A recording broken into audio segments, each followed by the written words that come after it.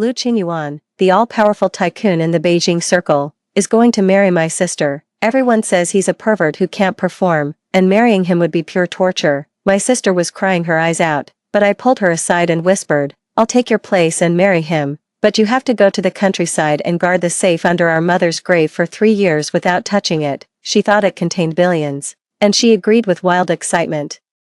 I looked at her greedy face and sneered inwardly, Sister, guard it well. I want to see if you can handle this overwhelming wealth. 1. Susu, it's our Lin family's fault, but there's no other way. The Lu family, we can't afford to offend them. Watching my stepmother feign wiping her eyes, I couldn't suppress the disgust. Everyone knows that the crown prince of the Beijing circle, Lu Qingyuan, became wheelchair-bound after a car accident half a year ago.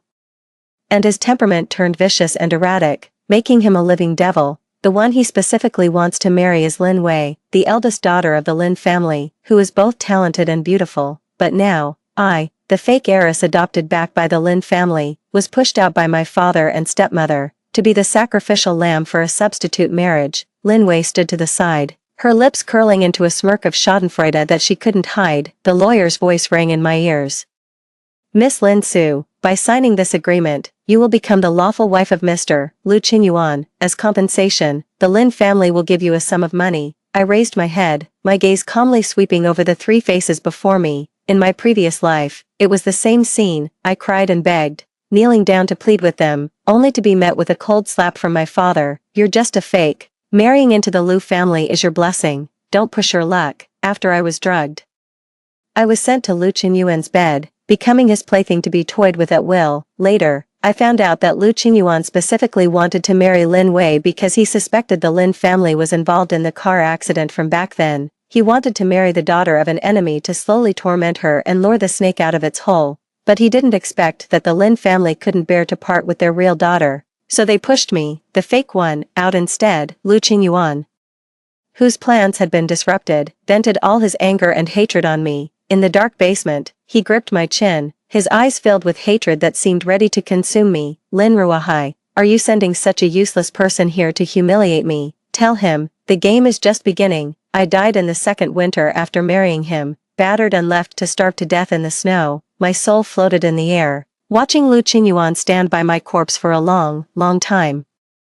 His face devoid of any satisfaction, only an inextricable gloom. I also saw the Lin family thriving after my death, relying on the assets they had stolen from my birth mother. A surge of overwhelming hatred allowed me to be reborn, returning to the day when the Lin family forced me to sign the agreement. All right, I'll sign. I picked up the pen and signed my name Lin Su at the end of the agreement, my handwriting steady. The 3 people in the living room were all stunned.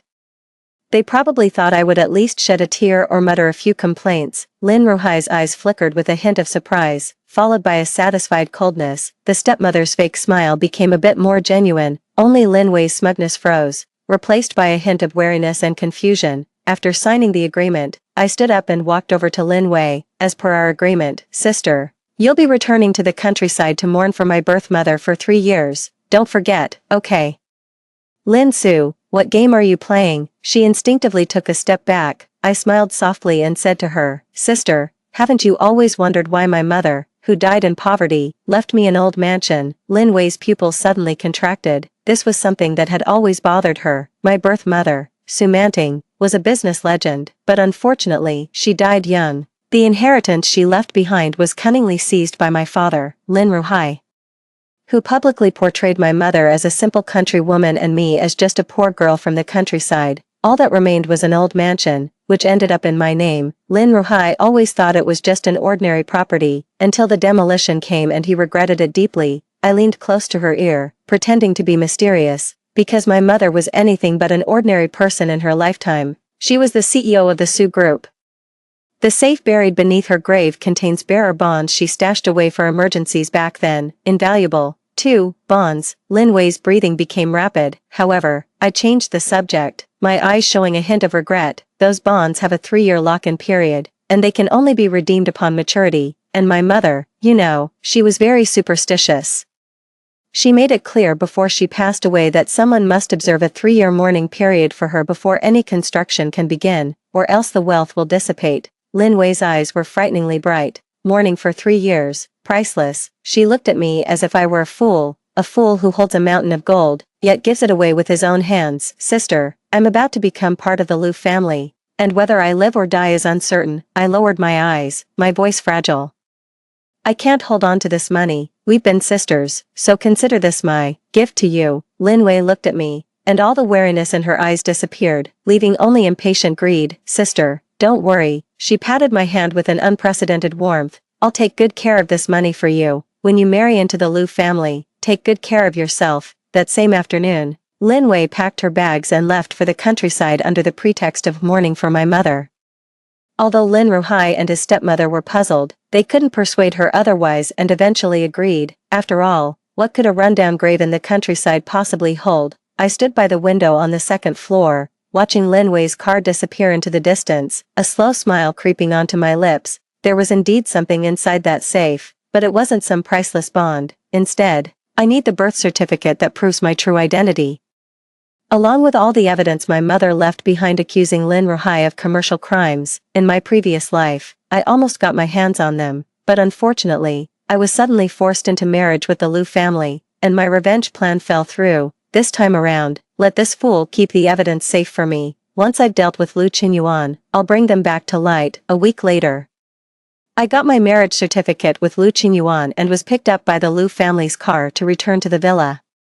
The butler opened the car door for me and led me in without expression. Miss Lin, the master is waiting for you in the study upstairs. I nodded and followed behind him. In my past life, when I first came here, I was trembling with fear, every step taken with great caution. Now, as I walk along this familiar corridor, my heart is as calm as still water. The door to the study was pushed open. I spotted Liu Qinyuan at a glance. He was dressed in a robe, seated in a wheelchair, with a cashmere blanket draped over his lap. The sunlight outside fell on him, but it couldn't reach the depths of his eyes. Daughter of Lin Ruhai, his voice was cold, tinged with a sickly rasp. Yes, I replied calmly. He finally looked at me directly, his eyes filled with undisguised disdain and disgust. Don't think I don't know you're just a fake. I thought he would send over his precious treasure. I didn't say a word, just quietly watched him.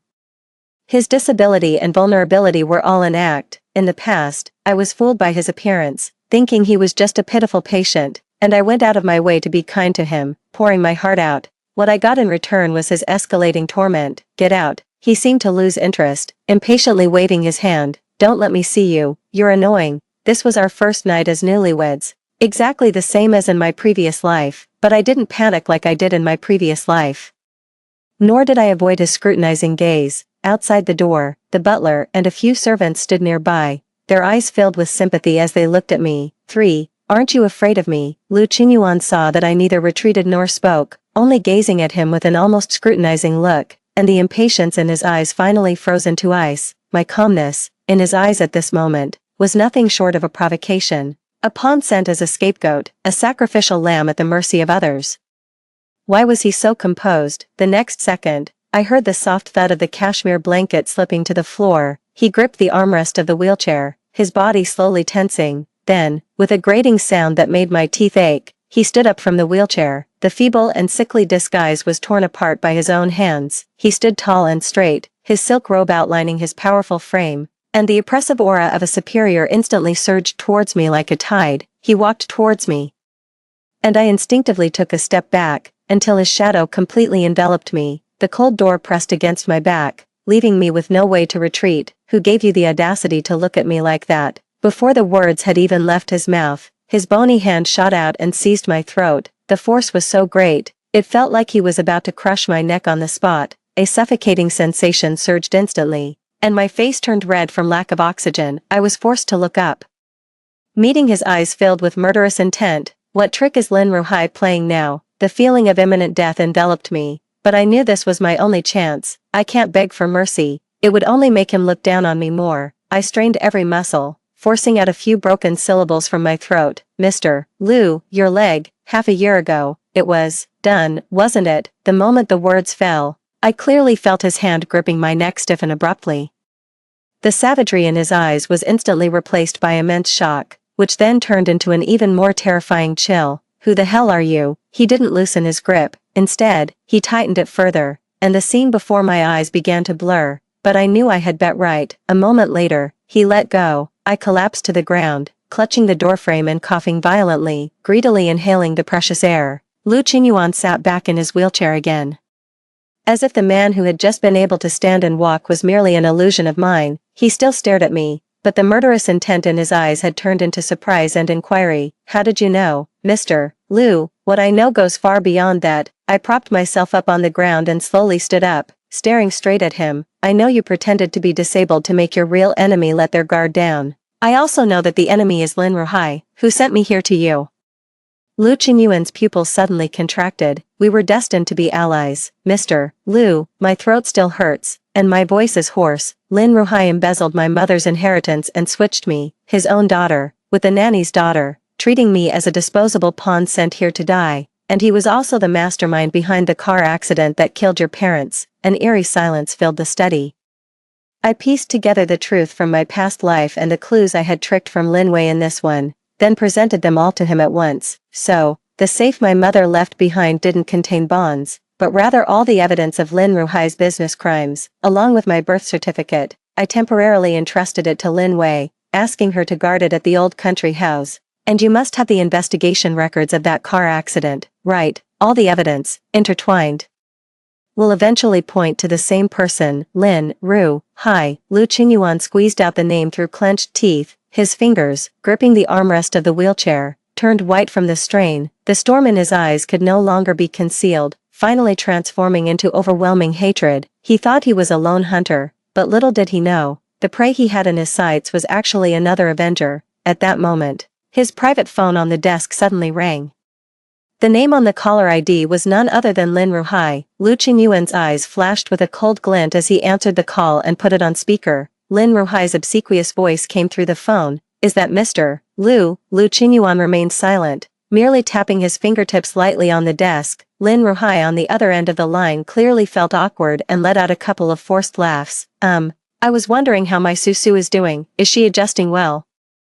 This child has always been introverted. I'm afraid she might be causing trouble for Mr. Lu. She's very busy. Lu Qinyuan finally spoke, as if suppressing his anger, fulfilling her duties as Mrs. Lu. This sentence was full of innuendo. Lin Ruhai on the other end of the line paused for a breath, then burst out with a lecherous laugh. Ha ha ha, that's good, young people, it's only natural. It's only natural. He changed the subject, finally revealing his true intentions.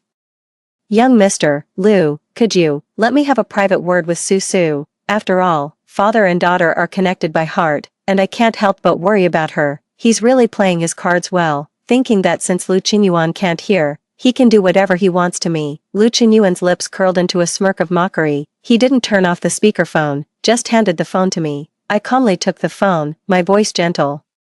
Dad, AI, Susu. Lin Ruhai's tone immediately changed upon hearing my voice, revealing his true, spiteful nature. Your sister Weiwei has recently taken a liking to a project, and there's just a bit of funding shortfall. Now that you're Mrs. Lu, a little whisper in the ear, and just get little Lu to spare a bit. We're all family, it's only right for him to lend a hand. His voice was low, yet full of commanding authority. And don't forget your stepmother, her birthday is coming up.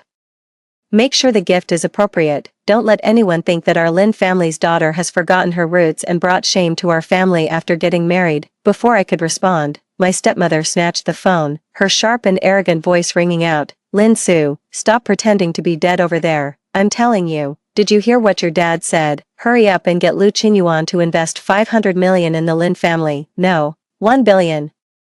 1 billion is just a drop in the ocean for him. Also, that limited edition Lamborghini I had my eye on last week. You must get it for me. Don't think you've become a phoenix just because you married into the Lu family. You're just here to take the fall for our Weiwei. Weiwei is the legitimate young mistress of the Lin family. What you eat, wear, and use, isn't it all provided by the Lin family? Now it's time for you to repay your debt of gratitude. Bang, a loud crash. My phone was suddenly snatched by a large hand and slammed hard against the wall across from me. The screen shattered, the casing deformed, and the expensive custom phone instantly became a pile of costly junk. The incessant chatter between Lin Ruhai and his stepmother abruptly ceased. The study fell silent once more. Lu Qinyuan slowly raised his head, his eyes bloodshot and filled with murderous intent. 4. DNA report. He spat out the words through clenched teeth. The butler had already been waiting outside the door. Upon hearing the order, He immediately brought in a sealed document envelope. Lu Qingyuan tore open the envelope and pushed the report in front of me. I don't even need to look closely, because in my previous life, I already knew the outcome. I, Lin Su, am the biological daughter of my mother and Lin Ruhai, the true heiress of the Lin family, and Lin Wei, the precious one they doted on, is the child of a nanny, maliciously switched at birth.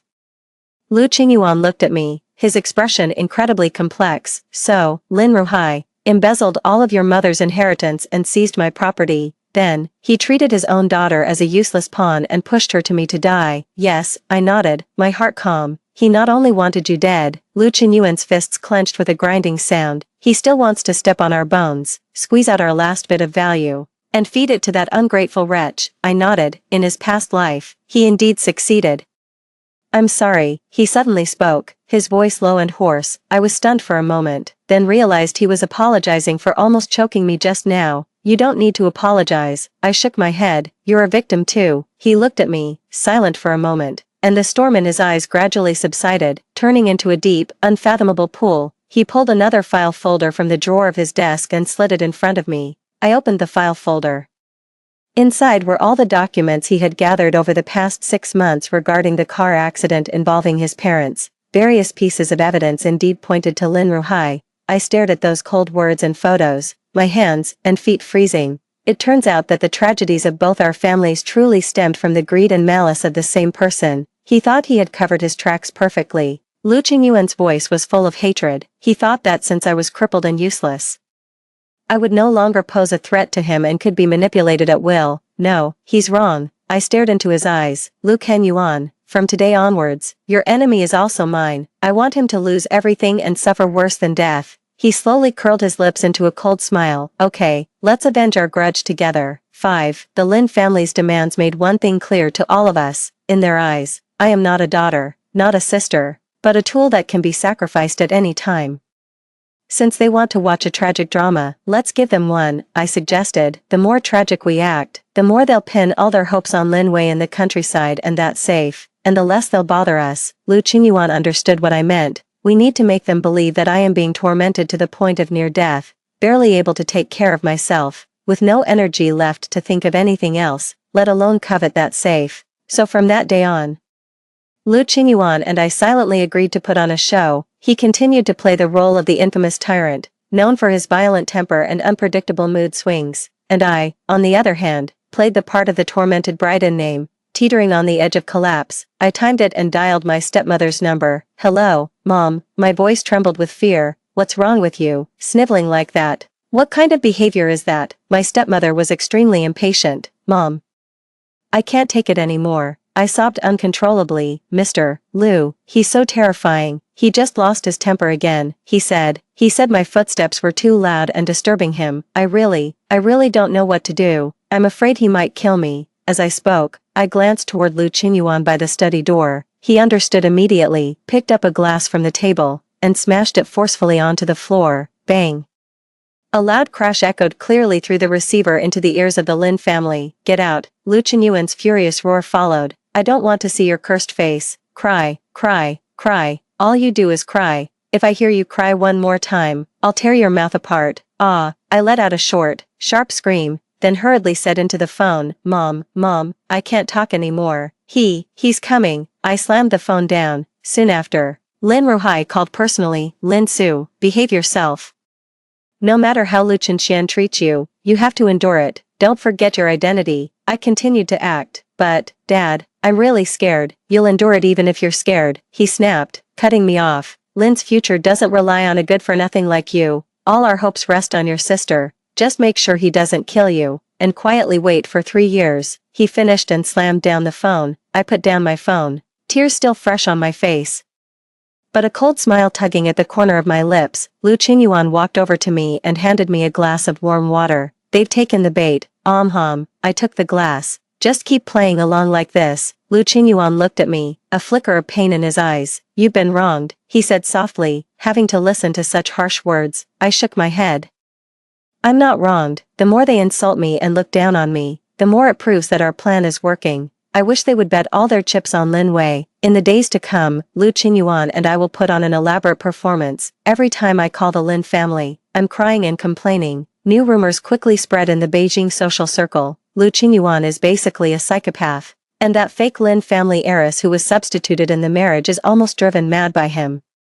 The Lin family has become a laughingstock in the entire capital circle as a result. Under this oppressive atmosphere, the Lin family members are becoming increasingly anxious. They have started frequently asking me about the morning rituals. Susu, how can your sister, a young girl, endure such hardship in the countryside? What if we try to find a way to bring her back early? I heard this and sneered inwardly. How can we let her return before she's suffered enough in the countryside?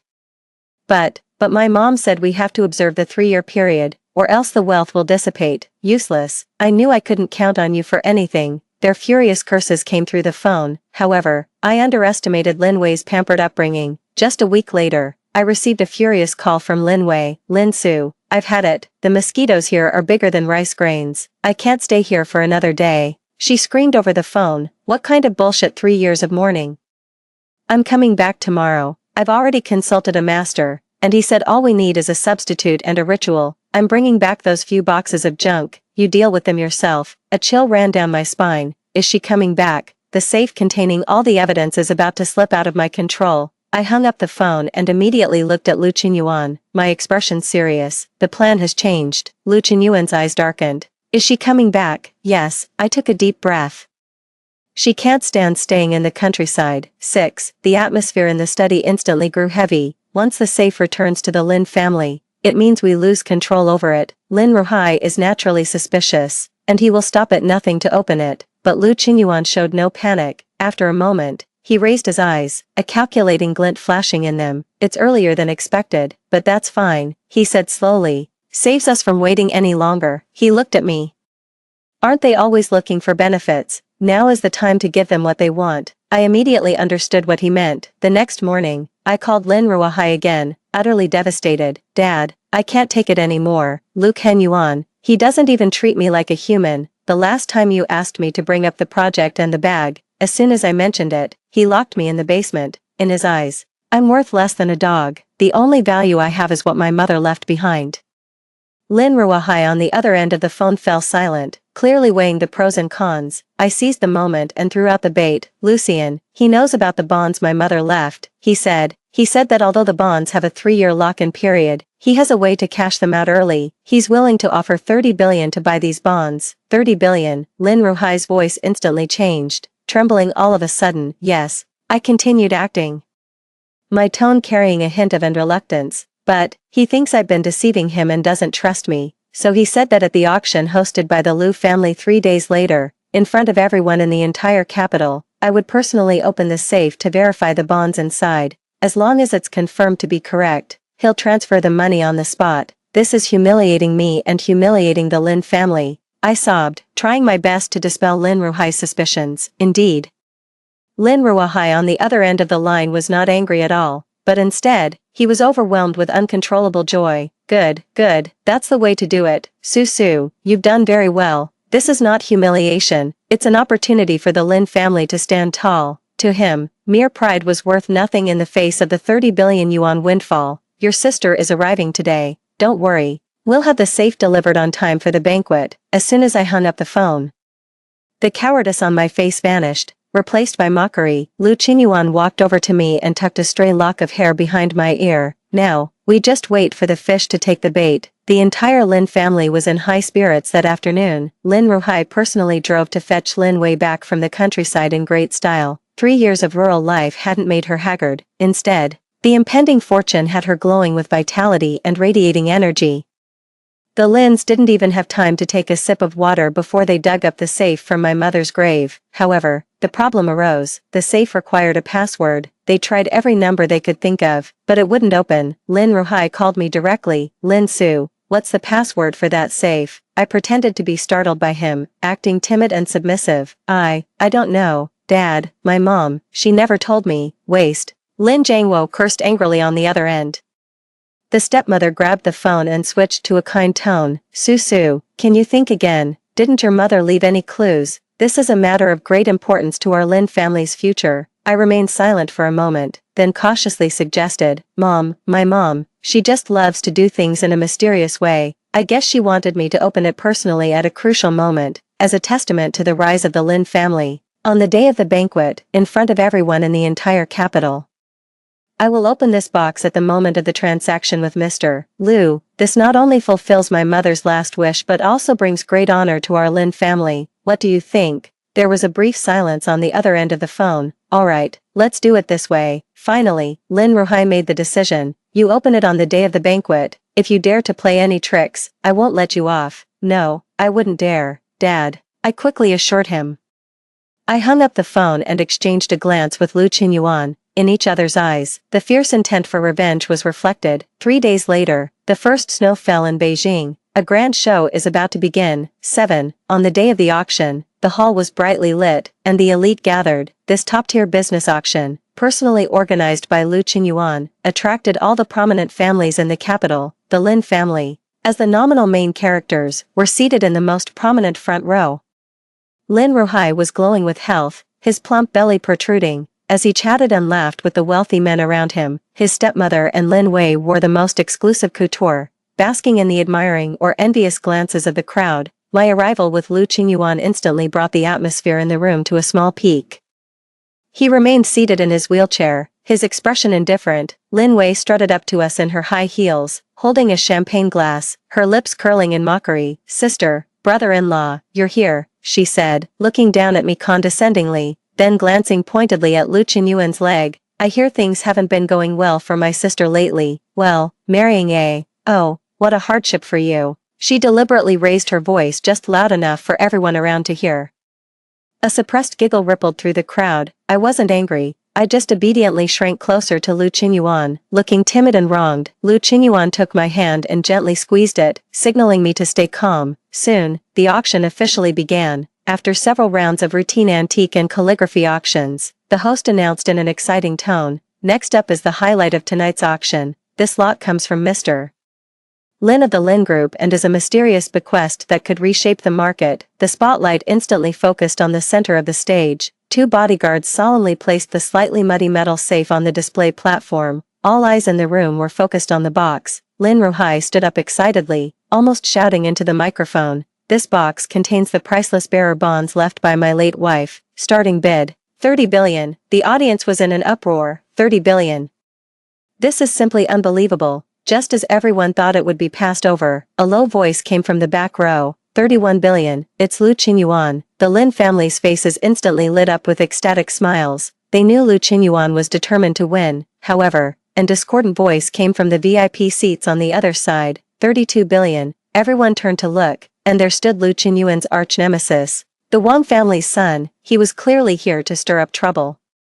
35 billion, Lu Qinyuan said flatly, raising the bid directly. 50 billion, the Wang's son retorted without yielding an inch. Lin Ruhai and Lin Wei's hearts were in their throats. They wanted the price to go as high as possible, yet they feared Lu Qinyuan might back out halfway. At this moment, Lu Qinyuan slowly raised his bidding paddle, sealing the deal with a single strike. I bid 100 billion. And I'm lighting the sky lantern. Boom. The entire venue erupted in chaos instantly. Lighting the sky lantern, a rule in the auction house, meaning no matter what the other party bids, he is willing to add one more bid on top of it, determined to win. This is not just a display of wealth, but a blatant crushing. Wang Gongzi's face turned a deep shade of purple instantly. He glared fiercely at Lu Qinyuan, and finally, reluctantly put down his bidding paddle. 100 billion, the host's voice cracked with excitement.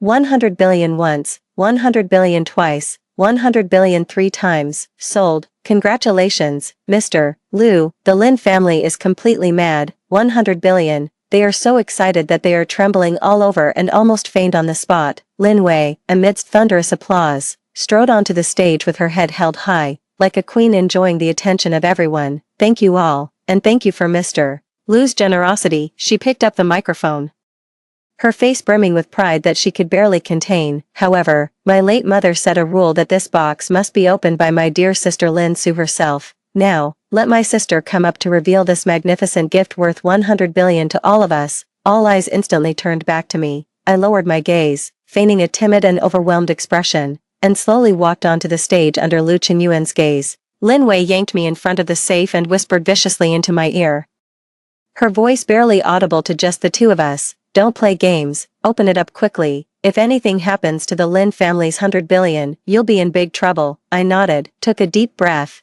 and slowly entered a series of numbers on the keypad. That was the anniversary of my mother's death. Click, a crisp sound echoed throughout the banquet hall. The box opened. Lin Wei's breathing became rapid in an instant. She almost pushed me aside and rushed forward herself, trembling.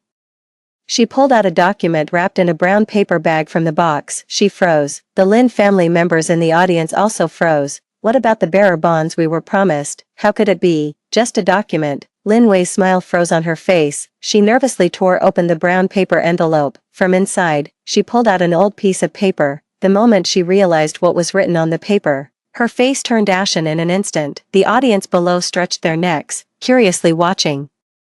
Suddenly, the screen at the back of the stage switched to a different image. A close-up of a document appeared before everyone's eyes. It was a birth certificate. No, it can't be. Lin Wei let out a piercing scream, tearing the birth certificate in her hand to shreds like a madman. This is fake. It's forged. Lin Su, it's you bitch, you're framing me. Her eyes were bloodshot, her nails almost poking into my face. The birth certificate on the screen clearly stated that I am Lin Ruhai's biological daughter. Lin Jiangwo and his stepmother in the audience were completely stunned, their faces turned ashen in an instant, looking worse than a corpse. The entire banquet hall went from dead silence to a sudden uproar. Good heavens, what kind of drama is this? A real versus fake heiress. So Lin Su is the real heiress. No wonder she's been treated so unfairly. The Lin family is really despicable.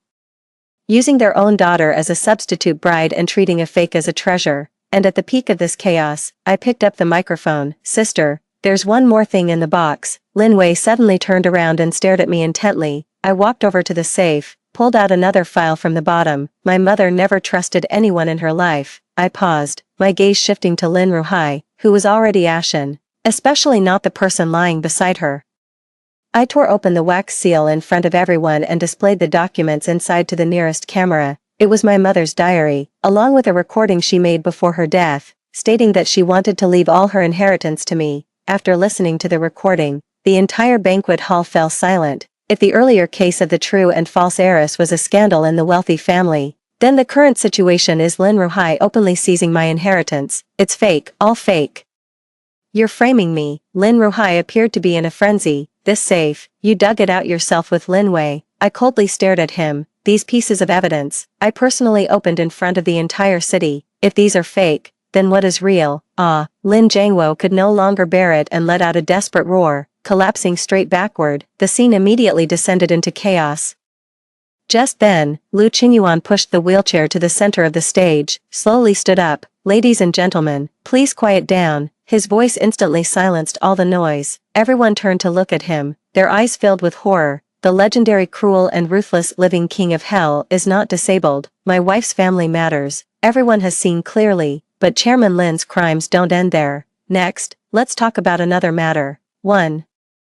About the accidental car crash that took my parents' lives 6 years ago. The audience is shocked again. Lu Qingyuan laid out all the hard evidence he had gathered over the years, piece by piece, in front of everyone, sealed Lin Ruhai's crimes for good. 9. The entire banquet hall fell into an eerie silence. All the guests stared at Lin Ruhai on the stage with a look of horror. No, it wasn't me. Lin Ruhai finally found his voice after being utterly shocked. He collapsed to the ground, pointing at the large screen and shaking his head frantically. It's all fake. Lu Qingyuan, Lin Su, you all want to harm me. He was like a mad dog, making a final desperate struggle, but no one believed him. Frame me, Lin Ruhai, when you orchestrated that car accident and killed my parents. Did you ever think about today, when you embezzled my mother's inheritance and threw me away like a disposable pawn to die? Did you ever think about today? This time, it was me who spoke.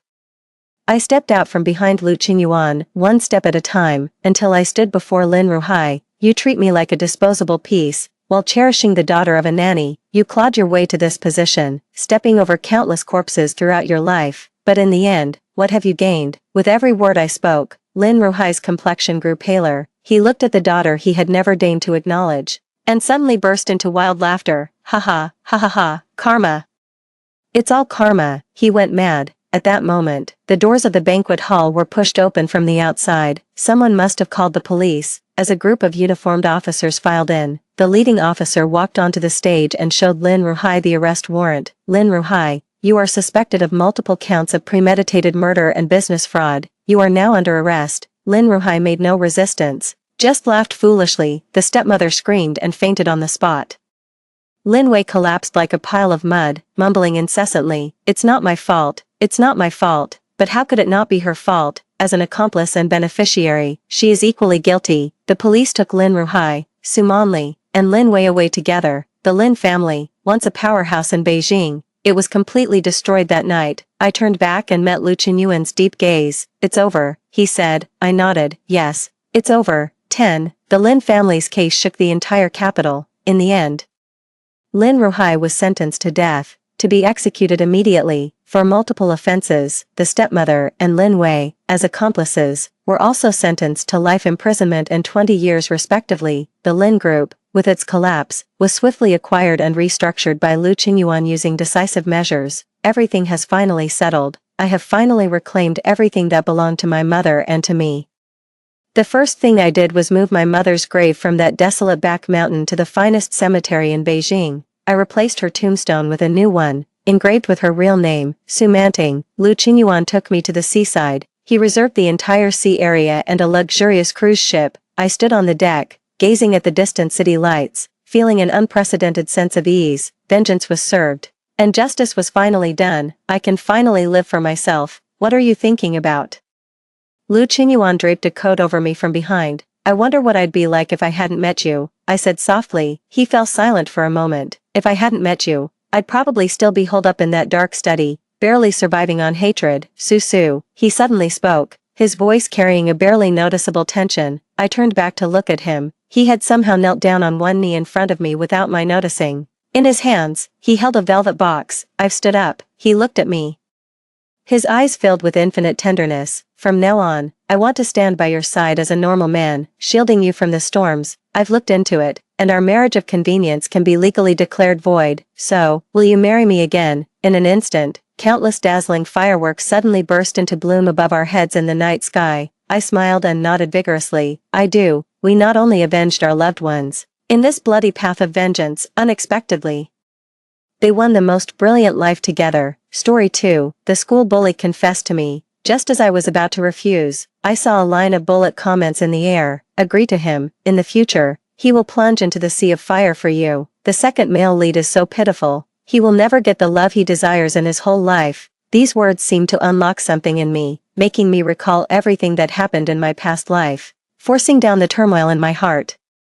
I lifted my eyes to look at him. The school bully, who was always unruly, was as nervous as a child in front of me. Seeing that I didn't say anything, a trace of chagrin flashed across his face. "I understand, Su Zhen. I won't bother you anymore." As if I didn't hear him, I showed a sweet smile and threw myself into his arms. "Ji Yunzhou, I promised to be your girlfriend. I am now, and I will always be." 1. It seemed that I didn't use much strength, but he suddenly stumbled backward and leaned against the wall. "What did you say?" "Su Zhen, you, don't play with me." His tone was full of uncertainty, and his voice gradually lowered. My heart twitched, and the memories of my past life flashed through my mind. Every time I was swayed by Lu Yubai, he rushed to accompany me and coax me. He had this exact expression on his face. The dense pain made my whole body go cold, and I hugged him even tighter. Then I looked up.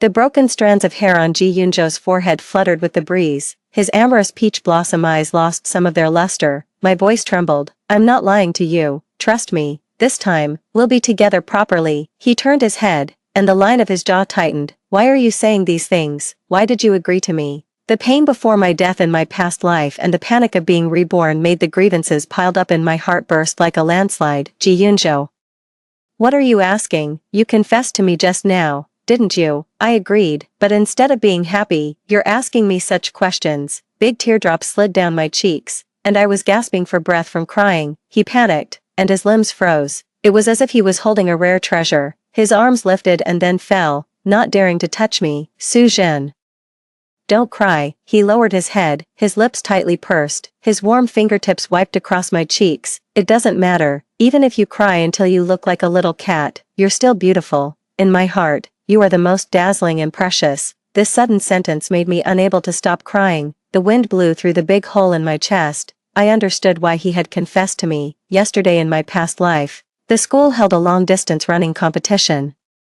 Just because Liu Yubai casually said that the prize was nice, I desperately wanted to win the championship. I didn't like running, and my physical strength was poor. An 800-meter run could almost kill me, let alone a 3,000-meter long-distance run, but the eagerness to be praised by Liu Yubai made me persevere. Although I fell twice on the plastic track and my knees were covered in blood and flesh, after getting the prize, I limped and cried as I went to find him. Sweat, tears, and dust mixed together, and my fair face was stained with black marks. When I entered the classroom, he was leaning against the wall, enjoying the air conditioning and drinking the fruit tea sent by another girl. I licked my dry lips and carefully handed him the prize. Liu Yubai, you said it was nice, so I won it for you. He glanced at it casually. Did I say that? Why did you make yourself look like this? You're all dusty and not pretty at all. He looked at me again and frowned. As a girl, you should have some self-awareness. I don't like you, and I'm disgusted by everything you do. After saying that, he left, completely ignoring me. The mocking laughter of my classmates in the classroom was low, but I could still hear it clearly. The indescribable embarrassment made my cheeks flush red,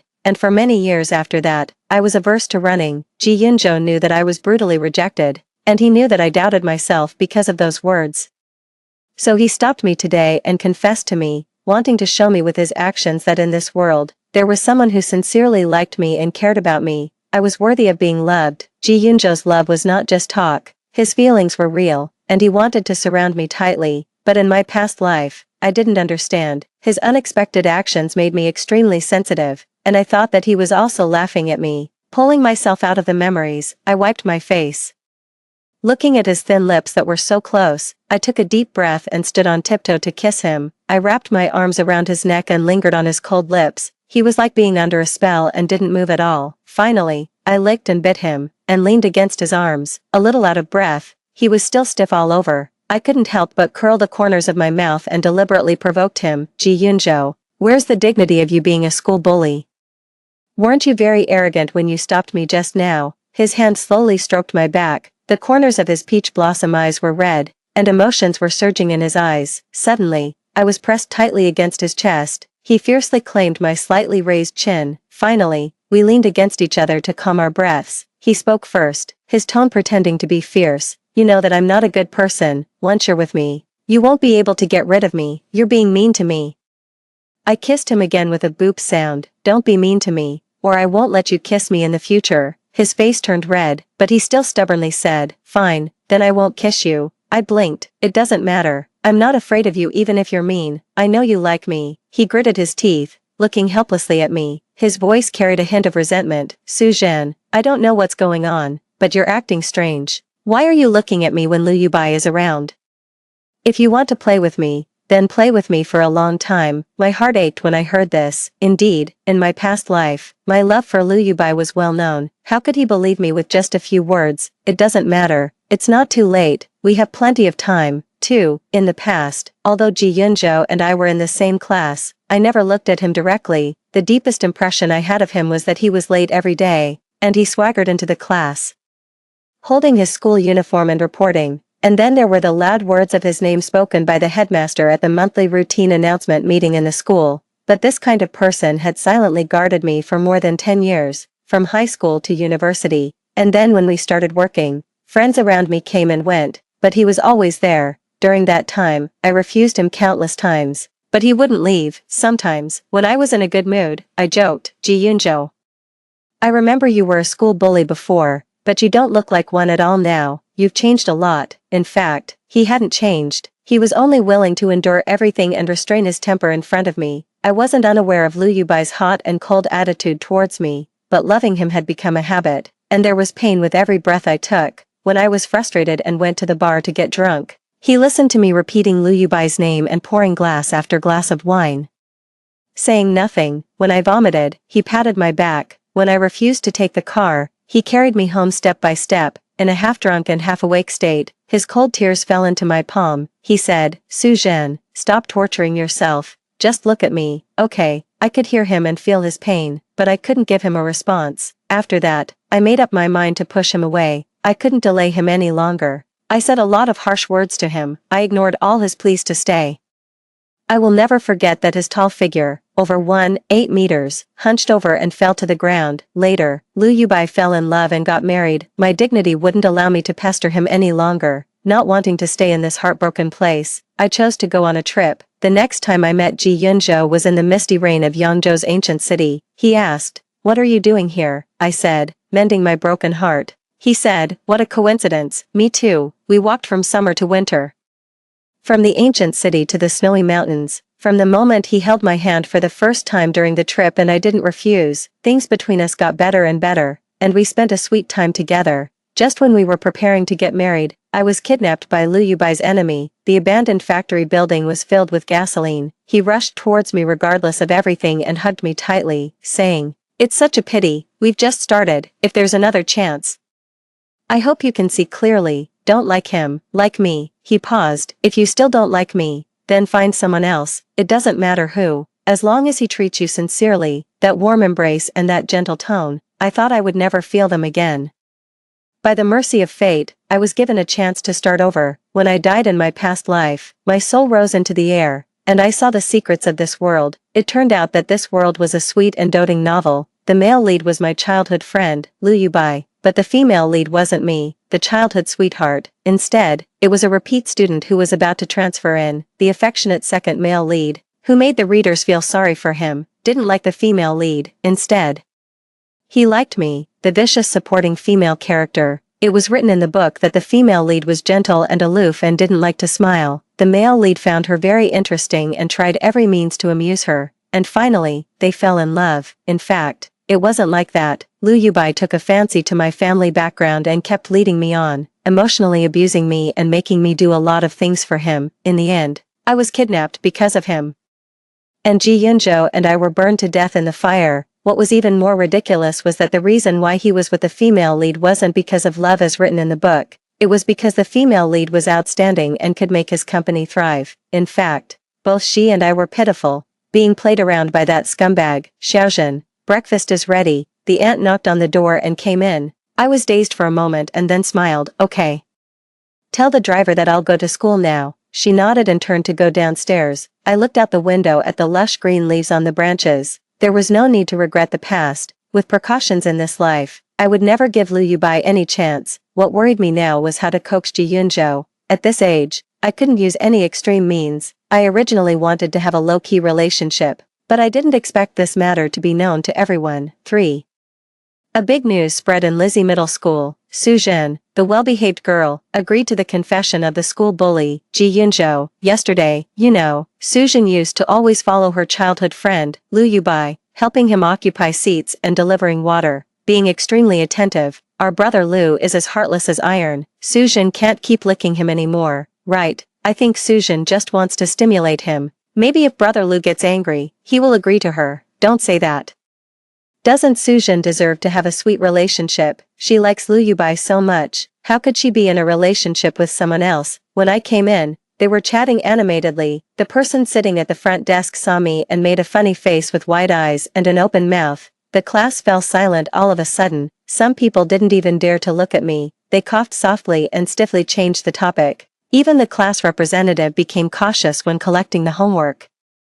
I calmly sat at my seat as if nothing had happened, but there were people who came to provoke me. Liu Yubai's seat was next to me. He had been staring at me since I sat down. Maybe he was waiting for me to go and coax him as I used to, speaking softly and begging him to talk to me. I sneered. In the past dozen years, I didn't seem like Liu Yubai's childhood sweetheart. Instead, I was more like his maid, doing everything for him and being at his beck and call. Logically speaking, with my personality, even if I liked him, I wouldn't fawn on him to such an extent. I thought that the influence of the plot was too strong. Maybe my expression was too indifferent. Liu Yubai couldn't sit still and stood up, knocking on my desk. I looked up at him impatiently. "What do you want?" He sighed and looked at me disapprovingly. "Xinjin, you can't make me jealous like this. Don't ruin yourself." I found it ridiculous. Jealous? What's there for me to be jealous about you? Don't be duplicitous.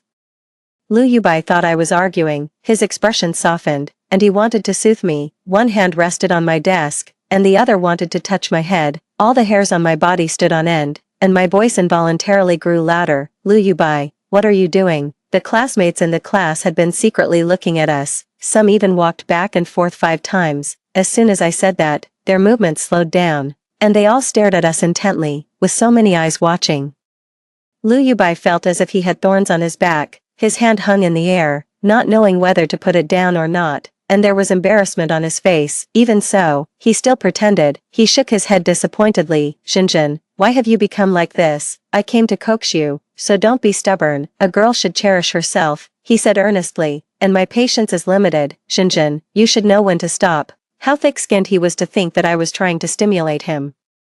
I looked him in the eye and said word by word, listen carefully, I only say this once, I like Ji Yunzhou now and don't like you anymore. He looked at me as if he had heard something absurd and sighed. You're so stubborn, that scoundrel isn't worthy of your love. A scoundrel, how dare he call others a scoundrel? Remembering what he had done in my past life, I wanted to tear him apart. I stood up, ready to scold him. Suddenly, another voice fell forcefully into everyone's ears.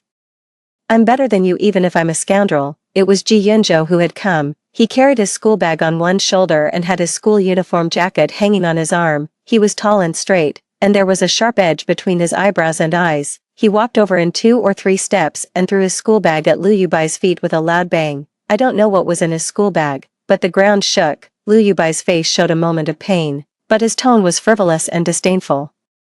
With your behavior, you think you're better than me. Ji Yunzhou stared at him without speaking. The atmosphere in the class was strange. After all, the scene of the school bully confronting the top student wasn't common. Ji Yunzhou was only obedient in front of me. In fact, he had a bad temper. If someone deliberately provoked him, he would explode. They were waiting to watch the show and even hoped that Ji Yunzhou would punch Liu Yubai. But I was worried, this piece of trash, Liu Yubai, didn't deserve to make Ji Yunzhou get reported. I wanted to go and hold him back. Before I could move, Ji Yunzhou picked up his school bag and walked backward. Their shoulders collided, and he bumped into Liu Yubai hard. Move aside, a good dog doesn't block the way. I let out a sigh of relief. Just then, the bell for the morning self-study rang, and the homeroom teacher walked into the classroom with some documents. The classroom, which had been lively just now, fell silent.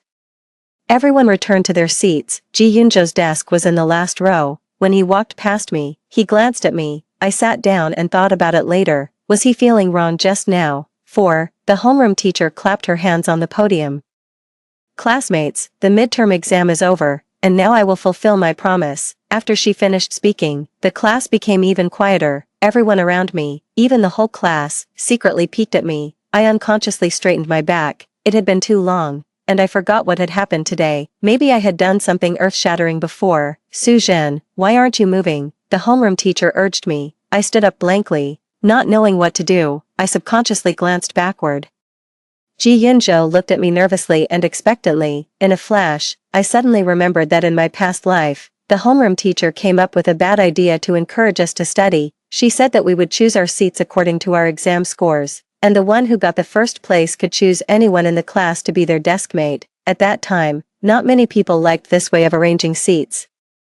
Only I was as excited as if I had been injected with chicken blood and wanted to get the first place just to be Liu Yubai's deskmate. Thinking about it now, I was really an idiot. I didn't say anything for a long time. Ji Yunzhou's expression darkened, and he lowered his head to play with the book in his hand. The chair beside me scraped against the floor tiles. Liu Yubai stood up and said, Teacher, something happened this morning. Su Zhen had an argument with me. She may be a bit embarrassed now, but she always wanted to sit with me. Where's his face? I was so angry that a normal person wouldn't say such things. There was a commotion in the class. Some boys who liked to watch the excitement cheered. Yes, yes, teacher. Don't not believe it. Su Zhen studied like crazy just for this opportunity. I sneered. Teacher, Liu Yubai is used to being narcissistic. He always thinks that others do things for him. I got the first place just to live up to myself and have nothing to do with others.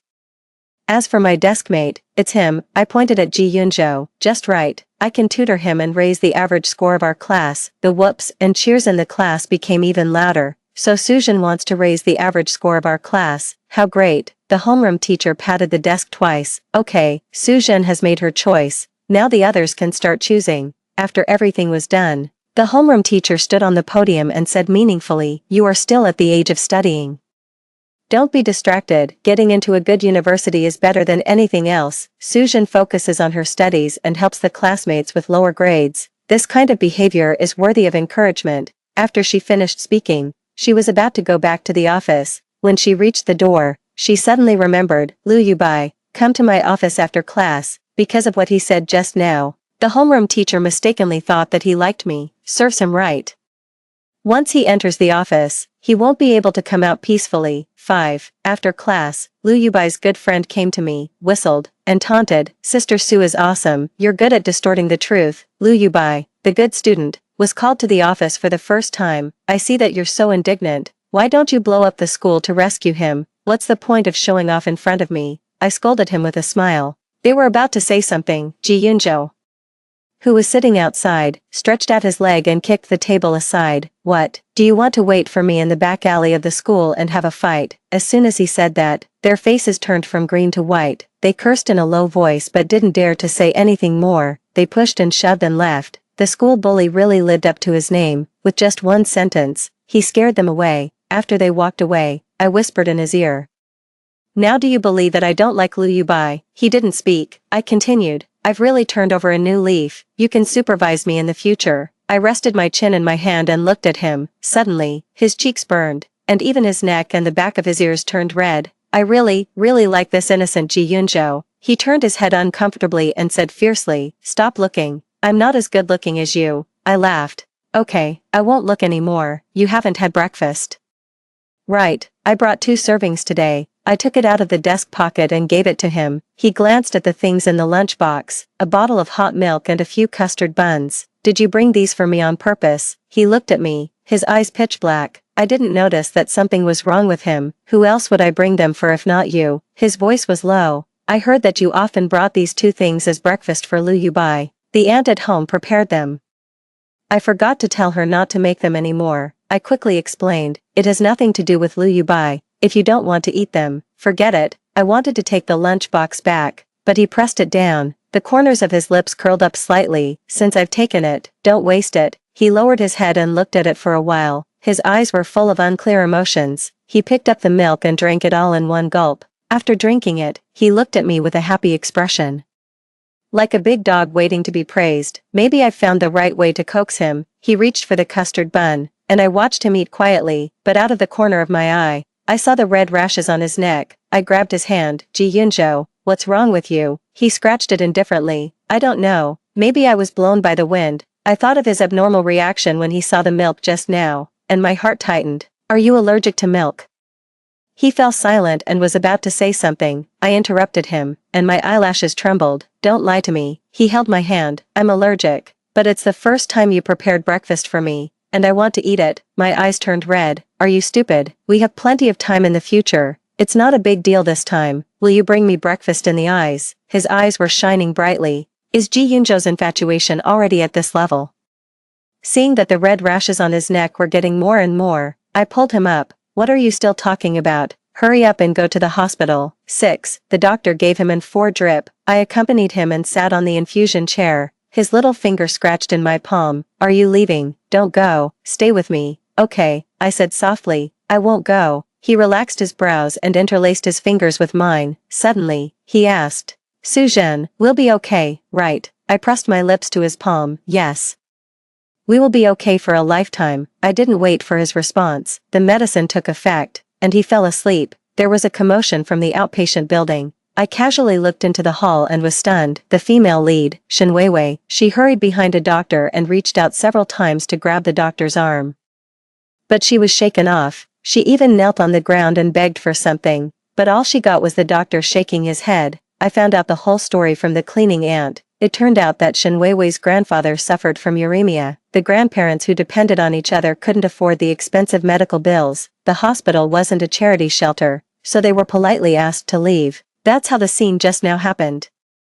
I couldn't help but stand up and look at Shen Weiwei's back as she knelt on the ground crying. The emotions in my heart were surging. Shen Weiwei was a rare talent in mobile game program development. In the next few years, the mobile game industry would reach its peak. My fingers trembled. Lu Yubai, I'm sorry. This time, I will take the lead. I gently placed Ji Yunzhou's hand on the armrest and quickly walked towards the female lead. When I got close, she had stopped crying and buried her face in her palms. I looked at her quietly for a while and said, Shen Weiwei. She slowly raised her head, revealing her red and swollen eyes, and looked at me warily. Who are you? I smiled sincerely and reached out my hand to her. Hello, I'm Su Zhen. I've heard of you. You won the gold award in the math, physics, and chemistry competition in the city last year. She dodged my hand, and her expression became even colder. What do you mean?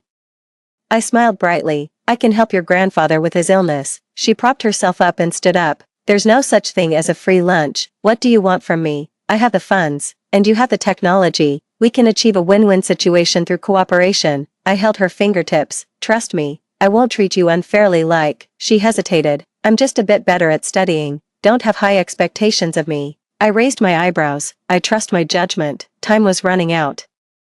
I called home and asked them to arrange the follow-up treatment for Shen Weiwei's grandfather. After hanging up the phone, I suddenly remembered. Are you going to transfer to Lizzie Middle School tomorrow? Shen Weiwei nodded. Lizzie Middle School offers a high scholarship. I smirked and whispered in her ear. Be careful of a person named Lu Yubai. He's a master at pretending and is a pervert. She looked serious and seemed to have taken it to heart. I couldn't delay any longer. If Ji Yunzhou woke up and didn't see me, he would be angry. I have something else to do. I'll go first, Shen Weiwei said. Okay, see you at Lizzie tomorrow. 7. As I walked back, I was thinking about how to completely persuade my dad to fire the family driver, who was Lu Yubai's father. As soon as I entered the outpatient department, a gaze fell on me as if it had substance. Ji Yunzhou had finished his 4-drip. He sat on the chair with his legs spread out, looking at me but not saying anything. I stopped in my tracks. I felt a bit guilty because I had promised to stay with him. He didn't move, but I had to. If I couldn't coax him today, I didn't know how awkward he would be tomorrow. I can explain. I saw an important person just now and went to meet her. I'm back now, he said faintly. Yes, everyone is more important than me. When we were together, you said all the nice words, but now that you've got me, you don't cherish me. I think you just want to play with me. I coughed twice. These words made me seem like a heartless woman. I quickly repented. I was wrong. There won't be a next time. His eyelashes drooped. Su Zhen, you know what kind of person I am, but I never dared to lose my temper in front of you. I'm afraid that you'll be angry and leave me. Damn it. This man really made me feel sorry for him. I wanted to pull him into my arms and comfort him, but he changed his pitiful look and stood up. The sunlight couldn't penetrate his broad back, and the shadow slowly engulfed me. He pinned me against the wall. I had no way to escape. His tone was dangerous. Su Zhen, you used to say that you like small cute dogs. I pretended to be good and be your dog in front of you, but in the end, I'm not as important as that person. This person was so jealous. I leaned close to his mouth and sniffed. It was milk for breakfast. How did it turn into vinegar? He pushed my forehead away with one finger. Cut it out, remember. I'm the most important person to you, apart from your parents. He already was. The image of him hugging me tightly and mumbling to himself before I died in my past life flashed through my mind. If he didn't know, I would say it again and again. You already are. I pressed my cheek against his. Like a sigh, I said, Ji Yunzhou, I love you. 8. Since I said those 3 words, Ji Yunzhou became even more clingy. Except for going to the toilet, he followed me everywhere.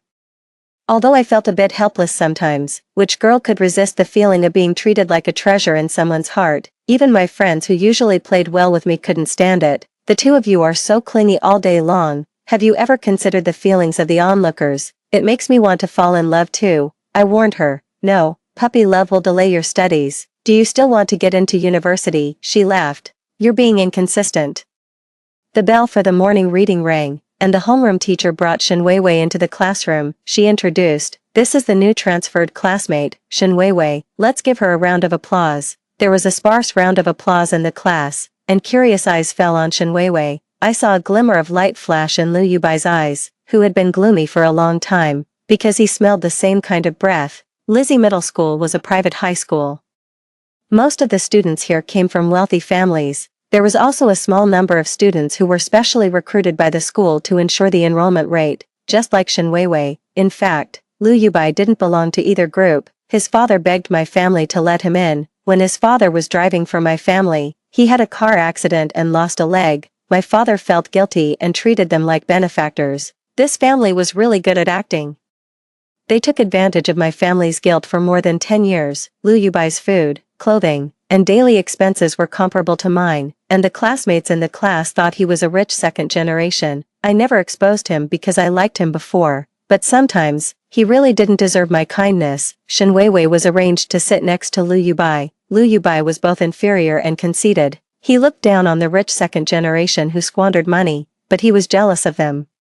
Shen Weiwei came at the right time. He should be looking forward to seeking comfort with someone of the same kind, but he was destined to be disappointed. I was right. Liu Yubai used the clumsy way of flirting that he learned somewhere, trying to make Shen Weiwei, the unsophisticated country bumpkin in his eyes, fall in love with him. In this life, Liu Yubai was too aggressive, and I had given Shen Weiwei a heads up. Shen Weiwei was completely unmoved and even found him annoying. When he passed a note to Shen Weiwei for the third time during class, she erupted. She stood up in class and said loudly, "Ji Yunzhou, just because you don't want to study doesn't mean I don't. Please restrain your behavior." In full view of everyone, Liu Yubai lost his mind. "I'm giving you face by taking a fancy to you. Don't be ungrateful."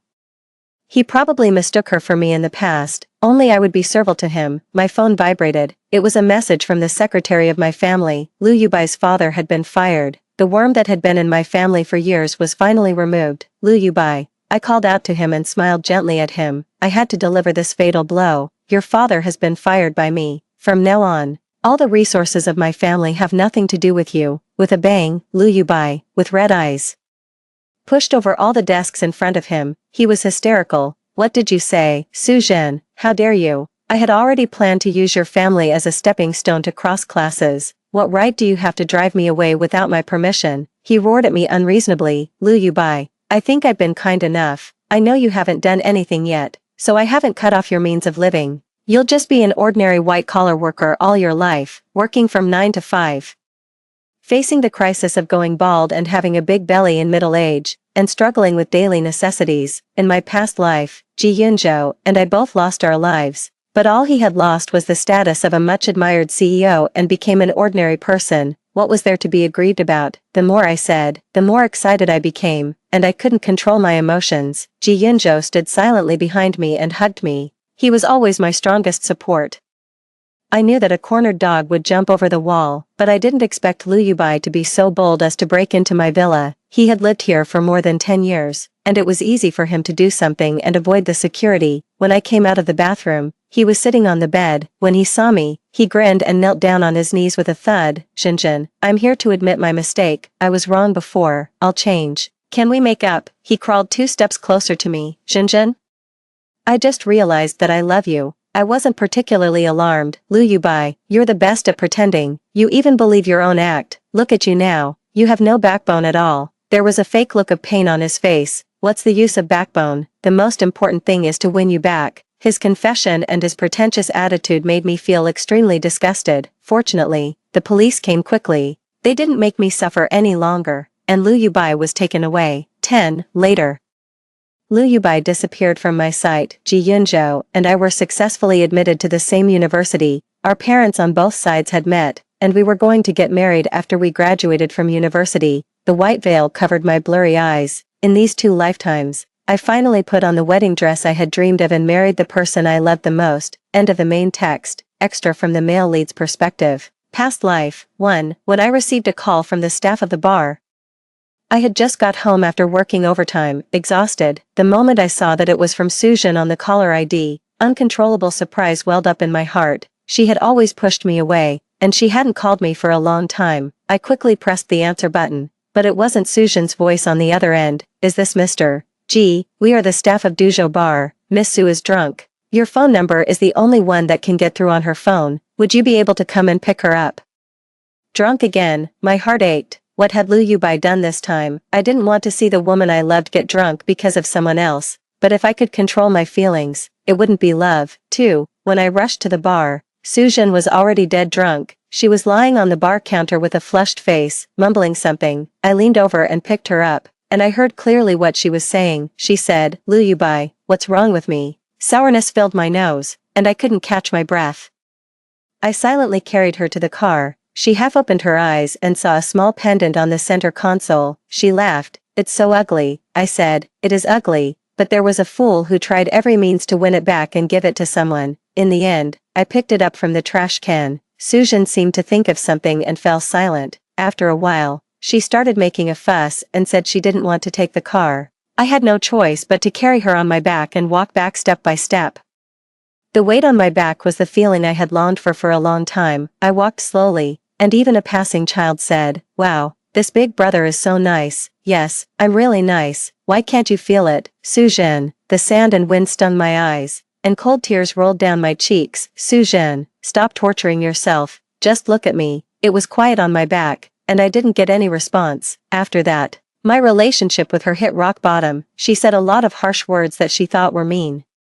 I knew she wanted to keep a distance between us. I couldn't bear to let her worry more, so I took the initiative to stay away from her. 3. I heard that Baohua Temple in Yangzhou was very famous, especially for praying for marriage. I knelt in front of the Buddha for a whole day and got the result that we were destined not to be together. Big teardrops rolled down my cheeks, and I was gasping for breath from crying. Sue, I've read 999 volumes of scriptures and kowtowed 3,000 times. Buddha, please listen to me. 4. Later, Liu Yubai got married. I met Suzhen in Yangzhou, and she didn't look well. I didn't dare to approach her rashly, for fear of making her disgusted. She was sitting in front of the corridor, caressing the misty rain. I closed my eyes, and finally couldn't help it. I held an umbrella over her. She turned around and looked at me, and there was a hint of surprise in her eyes. We walked from summer to winter, from the ancient city to the snowy mountains.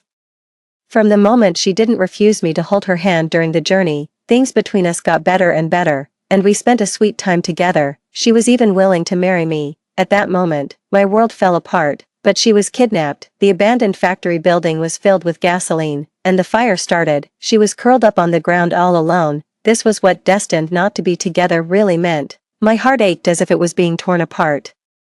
And there was only one thought left in my mind. I couldn't make her wait any longer. She must be very afraid. I rushed over regardless and hugged her tightly. I said, what a pity, we've just started.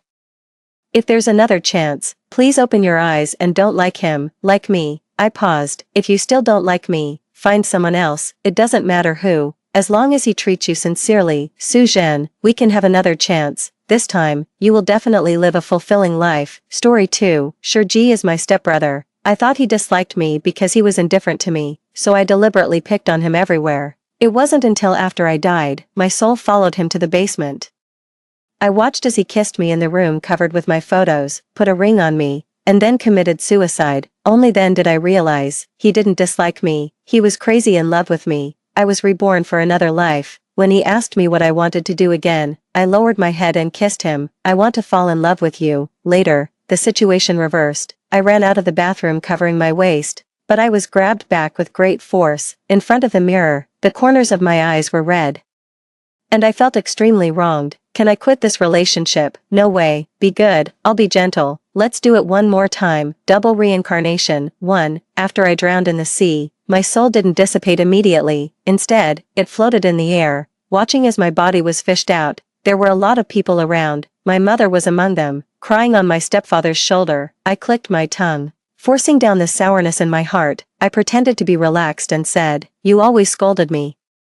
Now that I'm dead, do you regret it? Hey, if you feel so guilty, are you going to find a good geomantic burial site for me? You were stingy with me when I was alive. You should be more generous to me now that I'm dead. As I thought about it, I started to feel amused. This time, my mother will finally have to spend a lot of money. Why did she always spend money on my stepbrother when I'm her biological son? But the next second, I froze. I saw my stepbrother, Shurji, suddenly.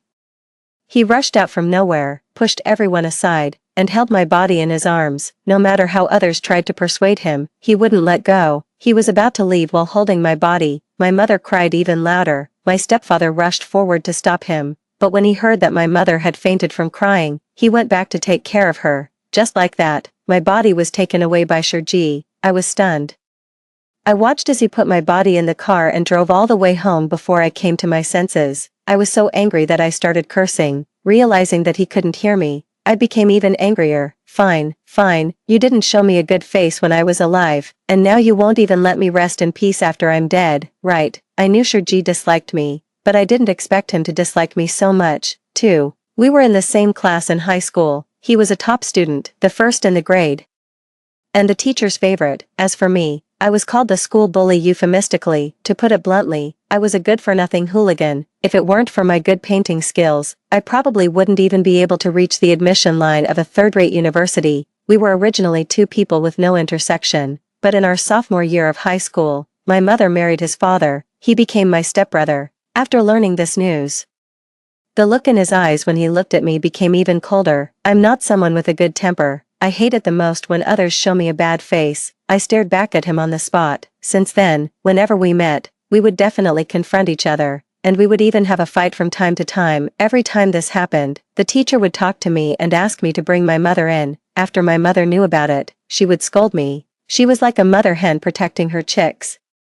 Afraid that Shurji would be wronged, I even suspected that Shurji was my mother's biological son and that I was picked up by her from the trash can. After being scolded like this, I was even more annoyed with Shurji. He couldn't stand me. He disliked me. I deliberately got close to him, picked on him, and annoyed him. When he was unhappy, I would be happy. He looked down on my poor academic performance. In my senior year of high school, I secretly studied really hard, plus the cultural score requirements for art students were low, so I managed to get into the Fine Arts department of University A, but things didn't go as I had hoped. Although Shurji and I were in the same university but in different majors, we were still assigned to the same dormitory. We argued for another 4 years. I finally managed to graduate and thought I wouldn't have to face that cold face anymore. But then I was drowned. Just thinking about it makes me so angry. 3. I followed behind Shurji and watched as he carried my body into the basement. I had lived in this house for so long. The basement had always been locked, and I had never been in to take a look. Shurji casually pressed the switch. The lights instantly illuminated the entire basement. After seeing the layout of the room clearly, I was stunned. Then I widened my eyes. The walls were covered with my photos, starting from high school. There were photos of me in class, playing basketball, taking a nap on the desk, all kinds of them, hundreds in total. He took all these photos secretly. However, before I could be surprised, I saw him place my body on the large bed in the middle. He even changed me into a new set of clothes. He mumbled to himself, "I know you hate the feeling of being wet the most. Every time you get caught in the rain, you can't wait to rush back and take a shower immediately." He silently adjusted my body. His expression was calm. It was as if I wasn't dead but just asleep. After tidying me up, he stared at me for a long time. Finally, he took out a ring from the drawer and put it on my finger. I recognized that ring. It was the same as the one on his hand. At that time, I even taunted him, asking if a bookworm like him could find a girlfriend. After hearing that, he gave me a meaningful look. Rarely, he didn't argue with me. I didn't want to make myself look stupid, so I didn't keep asking. Now that I think about it, the way he looked at me back then wasn't innocent. After putting on the ring, the tips of his ears turned completely red. He carefully lowered his head and kissed me gently. He whispered, "Jeong Yu-bai. There is someone in this world who loves you. I love you." After saying that, he hugged me and slit his wrist to commit suicide. Looking at this scene, I pursed my lips. I couldn't hold it in anymore, and tears silently rolled down my face. I cried the night something happened to me. I had a big argument with my mother. It was as if I wanted to vent all the grievances I had accumulated over the years, saying all kinds of harsh words. I said she didn't love me at all. She had my stepfather and Shurji in her eyes, but never me. There was no one in the world who loved me. After venting, I slammed the door and left. I wanted to go to the beach to relax, but I encountered a heavy rainstorm and high tide, and I was dragged into the sea and drowned. This fool doesn't think I committed suicide, does he? He even committed suicide for love with me. At this moment, I suddenly realized, Shurji didn't dislike me, he was crazy in love with me. 4. When I opened my eyes again, my soul turned into a physical body. Shurji, who had just committed suicide while holding me, was now sitting in front of me perfectly fine. His expression was cold. I was stunned. I couldn't help but stare at Shurji for a while.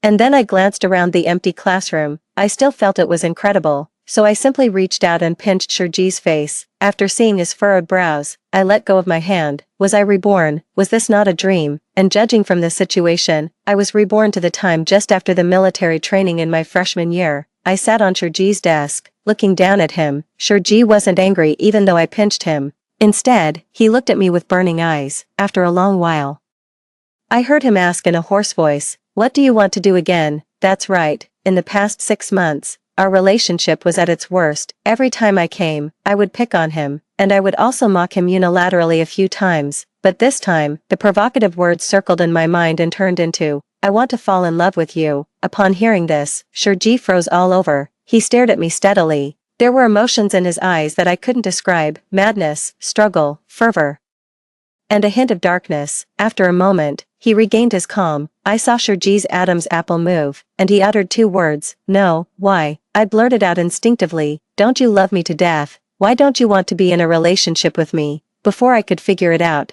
Sherji picked up his school bag and stood up. But he was obviously in a good mood. Before leaving, he hooked my palm. "You haven't chased me yet. If I let you get me too easily, you won't cherish me, damn it."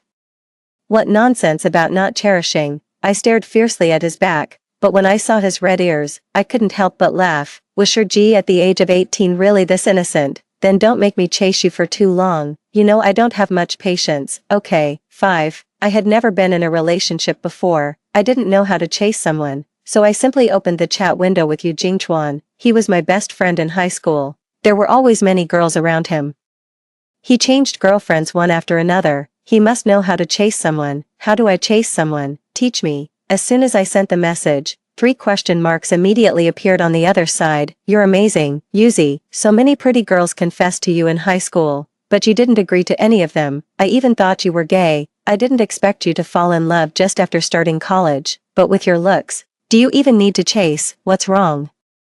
Does that girl look down on you? Me? Why does this guy talk so much nonsense? The more you talk, the more mistakes you make. I'm not planning to come out of the closet right now. Do you understand the sense of ritual? Hurry up and tell me. All right, Yu Jingchuan said a lot. I glanced through it and more or less remembered it. When I got back to the dormitory, Sherji had already read dozens of pages of his major textbook. When he saw me come back, he didn't even raise his head. He just said indifferently, "You finally decided to come back." The words I had prepared suddenly wouldn't come out. In my previous life, I didn't know he liked me. Every time I heard his sarcastic words, I would get so angry that I had to retort to feel better. But now that I know, when I hear these words again, there's a strange sense of jealousy and intimacy in them. I coughed twice and handed him the bag of snacks I bought. "These are for you." Yu Jingchuan said that there are 3 things you must give when chasing someone: breakfast, snacks, and gifts. It was already late at night, so the only thing I could give was snacks, but Sherji didn't take them. I raised my eyebrows, not understanding what he meant. "Don't you like them?" Sherji paused. He picked out a piece of chocolate from the bag. "You can eat the rest. I only want this one." "Are you sure?" "Sure." I nodded and was about to leave with the remaining snacks, but the next second, I was grabbed around the waist and pressed onto the desk. The snacks were casually thrown aside. The man held my waist with one hand and slowly rubbed against my shirt in a flirtatious way. It felt numb, it was itchy. My breathing became heavier. I squirmed restlessly, trying to break free from him. Then I heard him let out a muffled groan. The hand holding my waist tightened even more. "Don't move, be good." Sensing something, I froze. I said a bit uncomfortably, "What are you doing? I haven't even caught up with you yet." "I know." I heard Sherji's slightly hoarse soft laugh in my ear. "I just can't help it. Let me kiss you first." 6. Before I could react, a touch of softness pressed against the side of my neck. It touched and then left immediately, but it was still burning hot. My heart was beating so fast that it was scary. I covered my neck and lowered my head, not daring to look at him. But he handed the chocolate to me. "Feed me, me. He's such a big guy. Does he really need someone to feed him chocolate?" I didn't understand. I gave him an annoyed look. I tore open the bag, broke off a piece of chocolate, and stuffed it into his mouth. My fingertips brushed against the corner of his lips. It was like an electric shock. I wanted to take my hand back, but he grabbed my wrist and didn't let go until he bit the chocolate in, looking at the triumphant smile in his eyes. I suddenly realized, damn it, I was flirted with. 7. I couldn't stay there anymore.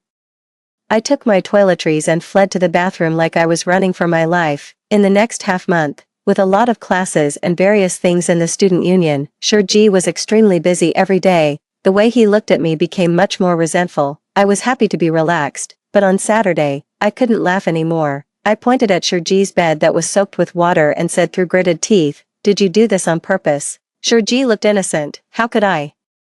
I really didn't hold the cup steady. Sherji and I lived in a double dormitory, and there were only 2 beds. His bed was wet and he couldn't sleep on it, so he could only squeeze onto the same bed as me. After a moment of stalemate, I finally gave in. Whether it was on purpose or not, I couldn't let him sleep on the floor. But before going to bed, I repeatedly reminded him, "Don't move around or touch me randomly, or I'll beat you to death." Last time he flirted with me using the chocolate. I knew that even in this new life, this guy was still very scheming. Sherji agreed readily, but when he actually squeezed onto the same bed as me, things were different. The bed in the school was very small. It wasn't even spacious enough for one person to sleep, let alone two guys over one. 8 meters tall, I turned my back to him. I could even feel the shiver of his breath spraying on my neck. His arm was draped over my waist. It was as if he wanted to encircle me in his arms from behind. He held my fingers in his hand and played with them casually. He seemed to really like my hands. He always praised my hands for being slender and long. He said they were hands born to hold a paintbrush. Whenever he was with me, he would hold my hand. Once I was annoyed by him, I couldn't help but ask him. "Sure, G, be honest, do you have some thoughts about my hands?" What did he say at that time? Oh, he said, "I do." 8. Sure, G has a thing for hands. I wasn't surprised at all. With his crazy behavior of secretly taking hundreds of my photos and pasting them all over the basement, having a thing for hands even seemed like a very normal hobby to me. But now I regret it. If you don't want to sleep, get out of the bed. We were too close to each other. We were both in the prime of our youth. It was hard not to get aroused. I had already tried to lean against the wall as much as possible. Damn it, he still pressed against me. And in this new life, I don't know if it's just my illusion, but sure G has become smarter. He used to be cold, withdrawn, and sharp-tongued. That's why we always argued. Now he talks in a sly and coquettish way, always pretending to be wronged and pitiful, like a black-hearted white lotus. Jiang Yu Bai. I'm feeling uncomfortable. Endure it if you're uncomfortable, I said impatiently. Sure G didn't say anything. He lowered his head and buried it on my shoulder. After a while, this damn guy not only didn't stop, but he became even more excessive. I couldn't help but sit up directly. I grabbed his arm and was about to pull him up too. Take a cold shower before the power is cut off. Hurry up. Sure G didn't move. His eyes were fixed on my hand. He looked a bit dejected. Fine. I'll go right now. I knew you don't like me. You just feel sorry for me. Indeed. How could anyone like a crazy person like me? Me? I could hear the self-mockery in his words. I felt rather uncomfortable inside. Suddenly, I remembered that in my previous life, he had shown his love for me countless times, but when I was confused, he would wrap himself in indifference. He only dared to secretly pour out his feelings while holding my body after I died. Sure G is a crazy person. He's also a coward. Thinking of this, I let out a sigh. I softened my heart again, just this once. After saying that, I reached in. 9. Sure G was really going too far. My hand was already sore, but it still wasn't enough. I kicked his leg. Come on, that's enough. I have to go to the art studio tomorrow. Upon hearing this, Sure G's breathing became heavier. It was finally over. I clicked my tongue softly. I didn't even need to guess to know what was on his mind. Just as I was about to laugh at him for being a serious hand fetishist, he pressed me against the corner of the bed and covered my mouth. This kiss was not like the previous fleeting one. This kiss was dense and passionate. I almost lost my self-control. When the kiss ended, I leaned against the wall, gasping for breath, my mind blank. By the time I felt Sure G's hand causing trouble, it was already too late. In a trance, I heard Sure G chuckle softly. Once for each person. We're even now. We're even my ass. I was the one being taken advantage of both times. But looking at the joy in his eyes, I still didn't curse out loud. Forget it. After all, I like him. 10. After that night, the atmosphere between us changed. No wonder couples all like the ambiguous period. It's really sweet. It was supposed to be me chasing Sure G, but it was him who brought me breakfast, accompanied me to class, and saved seats for me in public classes. Sure G majors in finance, and his class schedule is packed. He always complains that he can't attend my classes. At the end of the day, we can only meet when we get back to the dormitory at night, fortunately. I'm in the fine arts department, and I have fewer classes than him. When I don't have classes, I go to accompany him to his classes. After more than a month, the people in his class are almost familiar with me. I calculated the time. It's been several months since I said I would chase Sure G. It's time to confess my love. Coincidentally, there's a gathering of the student union in Sure G's college this Saturday. I guess I'll be back very late. It's enough time for me to prepare a surprise. But I didn't expect that Sure G got drunk on the day of the gathering. When I received a call from his minister, I was a bit stunned. The minister also sounded a bit helpless. There's no way. He's drunk and insists that you come to pick him up. Okay. I hung up the phone. I grabbed my coat and headed out. Sure G has always been self-disciplined. In the many years I got along with him in my previous life, I never saw him drunk. No, there was probably one time. It was the graduation ceremony. After it ended, I went to have a meal with some friends. Sure G and his friends were also having a gathering in that restaurant. He was drunk. He came over and hugged me tightly, not letting go. He mumbled, "Why do you dislike me so much? Please don't dislike me. okay, I like you. I like you so much, so much. I thought he had a crush on some girl and was experiencing a one-sided breakup, and I even wanted to laugh at him. But seeing that he was so sad that he was about to cry, I just teased him with one sentence. It turns out that our top student Shurji isn't that popular with girls either. Now that I think about it, he wasn't talking about some other girl, he was clearly talking about me. 11. When I arrived at the private room, I immediately saw Shurji sitting in the corner. He was drunk, but he wasn't causing trouble. Instead, he was a bit cute. You're sitting here all alone. You're so pathetic. Come on, big brother is here to take you home. After saying that, I reached out my hand to him. Shurji looked up at me. While pulling my hand, he retorted, I'm the big brother. Tisk, fine, you're my ancestor. I'm really dissatisfied with the fact that Shurji is my stepbrother. He's only 1 day older than me. Why is that? Now I can't even take advantage of him verbally, so I pursed my lips in boredom. The next second, he suddenly hugged me tightly. He gently bit my earlobe. Looking at the other senior students in the private room who were chatting, my scalp went numb. I wanted him to stop fooling around. Then I heard him whisper in my ear, I'm not your ancestor, I'm your boyfriend. Afraid that he would say something even more astonishing, I quickly covered his mouth. I greeted the minister and the others and then took him away. Shurji didn't want to take a taxi and insisted on walking back to school. I was too lazy to argue with a drunk person, so I pulled him and walked towards the school. In the north in November, there aren't many people out at night. Shurji was walking in front alone, staggering as he walked. His back looked a bit lonely. I couldn't help but follow him.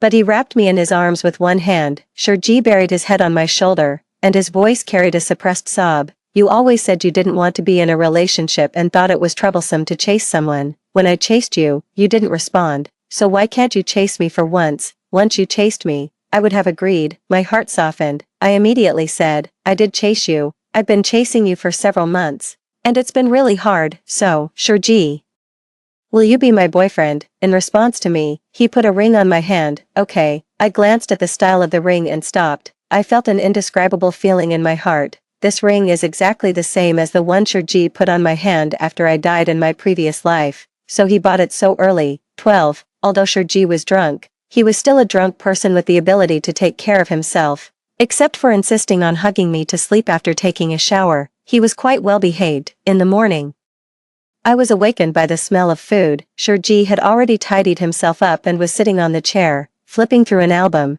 Thinking of the content of the album, my face turned red, and I quickly slipped away to wash up. For a confession, you always have to give something. I didn't know what he liked, so I painted an album for him. Most of the paintings in it were of him. There were also a few paintings of the two of us. Whether in my previous life or this life, we had never taken a group photo.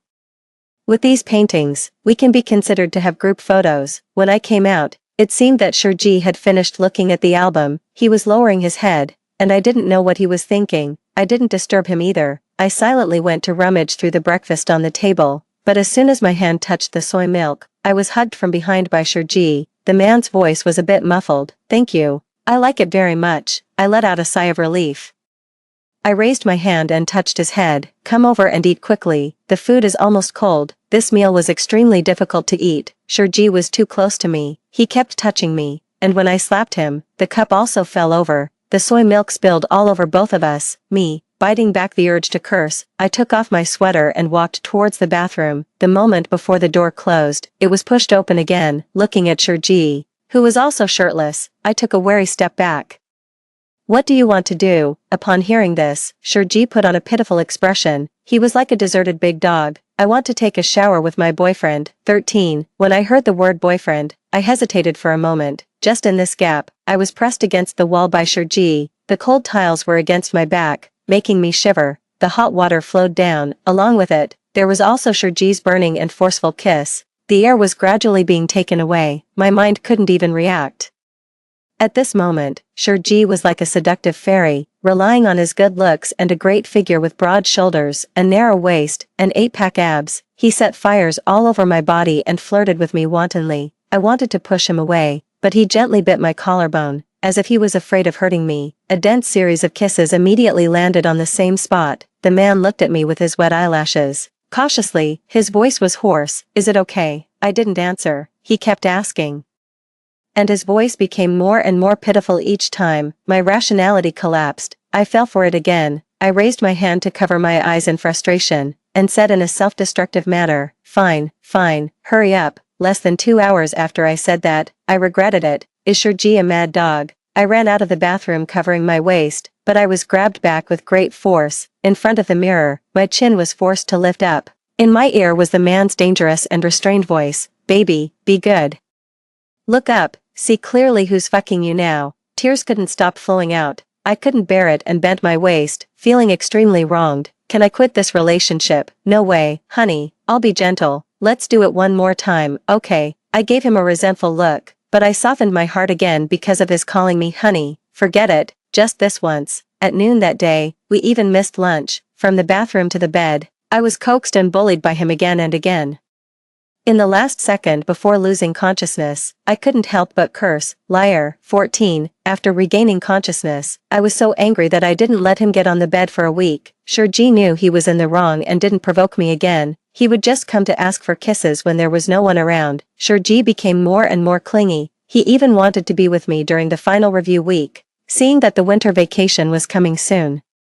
My mother specifically called to remind me not to be petty and not to bully Shurji. This time, I must bring him home with me. I perfunctorily agreed. After hanging up the phone, I still felt a bit uncomfortable. Are you kidding me? Your son is the one who's being bullied. Okay, in high school, Shurji and I were in the same class, but not in the same dormitory. Every time my mother asked me to take care of him and go back with him, I refused. I always left early every time, now that I think about it. I might not have disliked Shurji at that time. I was jealous of him. I was holding a grudge in my heart. Why is it that in this reorganized family, he is both his father's and mother's love, while I'm the only poor thing who's neither loved by my father nor my mother? Thinking like this, my mood became even worse. The next second, an ice cream cone was stuffed into my mouth. I instinctively looked up and realized that I didn't know when Shurji had stood behind me. Our eyes met.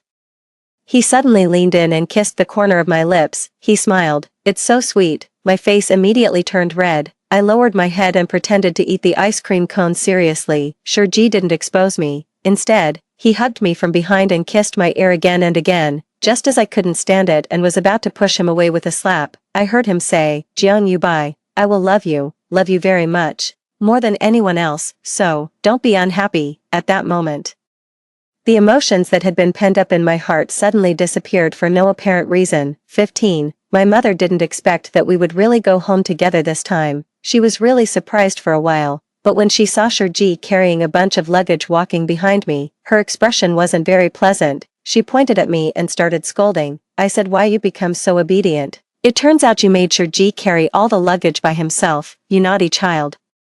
Didn't I tell you not to bully him? Look at you. As she scolded, she also pretended to come over and pinch my ear. I was used to it, but my mother didn't manage to pinch me because someone blocked her. Shurji had a cold expression and protected me behind him. He said calmly, he didn't bully me. I'm willing to help Yuzi carry the luggage. Also, Auntie, Yuzi is your biological son. Aren't you taking the wrong side? My mother was stunned. There was a rare look of embarrassment on her face. She mumbled, not knowing what to say. Shurji didn't care either. He turned around and pulled my hand, heading towards the bedroom. I stared at Shurji's back. For some reason, I suddenly laughed out loud. The moment the door closed, I heard my mother whispering to Uncle Shur.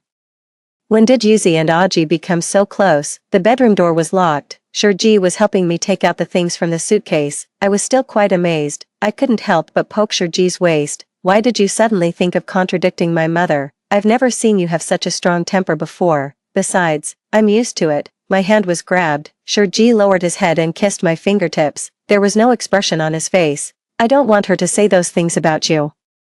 Not even your mother. I stared at him for a while. I simply hooked my arms around his neck and kissed him. TSK, I seem to like Shurji even more. 16. Most of the time, my mother isn't a reliable mother. In her eyes, outsiders are always more important than her own family. When someone else came to snatch my toys, my mother would scold me for being inconsiderate and ask why I couldn't let the other children have them. When I fought back against someone who was picking a fight, my mother would tell me to find my own reasons. Otherwise, why would they pick on me and not others? Then she would apologize to the person with a smiling face. She didn't care about right or wrong. She only cared about her own face. If I made her lose face, it was my fault, and she would scold me. I was always a useless person, trash, a good for nothing. and a shameful thing just like my father in her words. She actually knew how to be a mother quite well. She would make breakfast for Sergei, attend his parents' meetings, defend him in front of the teacher, and buy him new clothes, new shoes, and a new phone. Even though Sergei had always been indifferent to her, everyone said that she was a good stepmother. My mother would always laugh widely whenever she heard that, but she forgot. I'm her son. I've been lacking love my whole life. No wonder I couldn't resist when I met this crazy guy Sergei, 17. On the eve of the new year, my mother and Uncle Sher were busy working overtime. During the day, when they weren't at home, Sergei and I were lovers, sweethearts. We went crazy at home, in the car, and in the hotel. We explored and tasted each other's bodies freely. We desperately wanted to convey our love to each other. At night, my mother and Uncle Sher came back. We became brothers again. We tirelessly performed the act of brotherly harmony in front of them. We wore the guise of brothers. We secretly held hands under the table, in the bedroom where they couldn't see. With just a wall between us, we kissed boldly, again and again. The taboo and excitement overwhelmed our minds. We lost control. 18. We were clearly together. We had done both the things we should and shouldn't have done, but Sergei still didn't feel very secure. He always liked to keep a close eye on me. He would say he loved me over and over again and ask me not to abandon him. I didn't understand where this deep-seated panic in him came from, but I instinctively soothed him, for this reason. I held his face in my hands and said seriously, "Then I'll be your puppy. I'll always be by your side from now on." In the 3rd month after arriving in the United States, I have gradually adapted to the life here. I shuttle between the dormitory and the laboratory every day and am no longer confined by love and affection. Lin Guanan and I are now friends, confidants, and the best partners. The ideals that were not realized in my previous life have finally been fulfilled in this life. Later, I heard news about Liang Zhe. It was half a year later. Lin Guanan told me about it. When Liang Zhe was originally going to be imprisoned for kicking Qin Xia to death, the Liang family produced his medical records indicating mental illness, so he was sent to a mental hospital instead. At first, Lin Guanan thought Liang Zhe was pretending. Unexpectedly, Liang Zhe was truly crazy. He holds a doll every day, changes its clothes for it, and gently combs and braids its hair. He likes to hold the doll when he sleeps and sometimes stares at it and cries. Every night, he always says affectionately to the doll, "I love you, Jia. I will only love you forever and ever. You don't have to love everything about me. I can change for you." Coming back with him was also Qin Xia, my senior sister. Don't leave me, don't leave me. The staff are often scared by him when they do the night inspection, and sometimes they avoid him. When I heard this, I was stunned for a moment, but in the end, I didn't say anything. Everyone has their own destiny, and this is the ending he chose for himself. After this incident happened in the Liang family, although there wasn't much impact on their interests, their reputation was inevitably damaged, so, they completely removed Liang Zhe from the family register and drove him out of the Liang family. Liang Zhe is now in a mental hospital. He is all alone and helpless. The rest of his life will probably be like this. He also taunted me, asking if I had been rejected by a girl and that's why I gave the things to him since I couldn't give them to anyone else. A crazy dog is always infatuated. I continued to pursue him, thinking that our relationship had improved a lot recently. I planned to confess to him on the day of graduation, but I received the news of his death instead. I didn't know exactly what he had argued with his mother about. I only heard a sentence at the door. "There is no one in the world who loves me at all." I panicked. I wanted to say that I loved him. It's a pity that I never managed to say those words in the end. After he died, I took his body back to my secret base. There were all the photos of him that I had secretly taken. The reason why I had always been afraid to pursue him too closely was that I was afraid he would find out that I was a crazy person, and that he would be scared of me and dislike me. I was even more afraid that I wouldn't be able to resist and do something excessive to him. I didn't want us to reach that point, but he was dead. I could kiss him boldly and tell him that I loved him. I had never had much attachment to this world, until I met Jiang Yubai. Now that he was dead, my attachment was gone. I didn't want to live anymore either. My soul didn't dissipate immediately. Instead, it floated in the air, watching as my own body was fished out.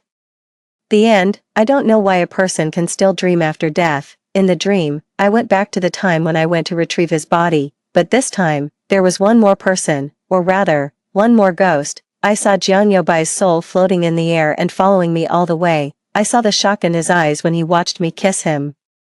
I saw him crying alone for a long time after hearing my confession and my suicide. At the end of the dream, a voice in the dream asked me, It said it could fulfill one of my wishes, I said. Then I want to go back to the time when I just started my freshman year. This time, I don't want to be a coward anymore. When I opened my eyes again, I saw Jiang Yubai.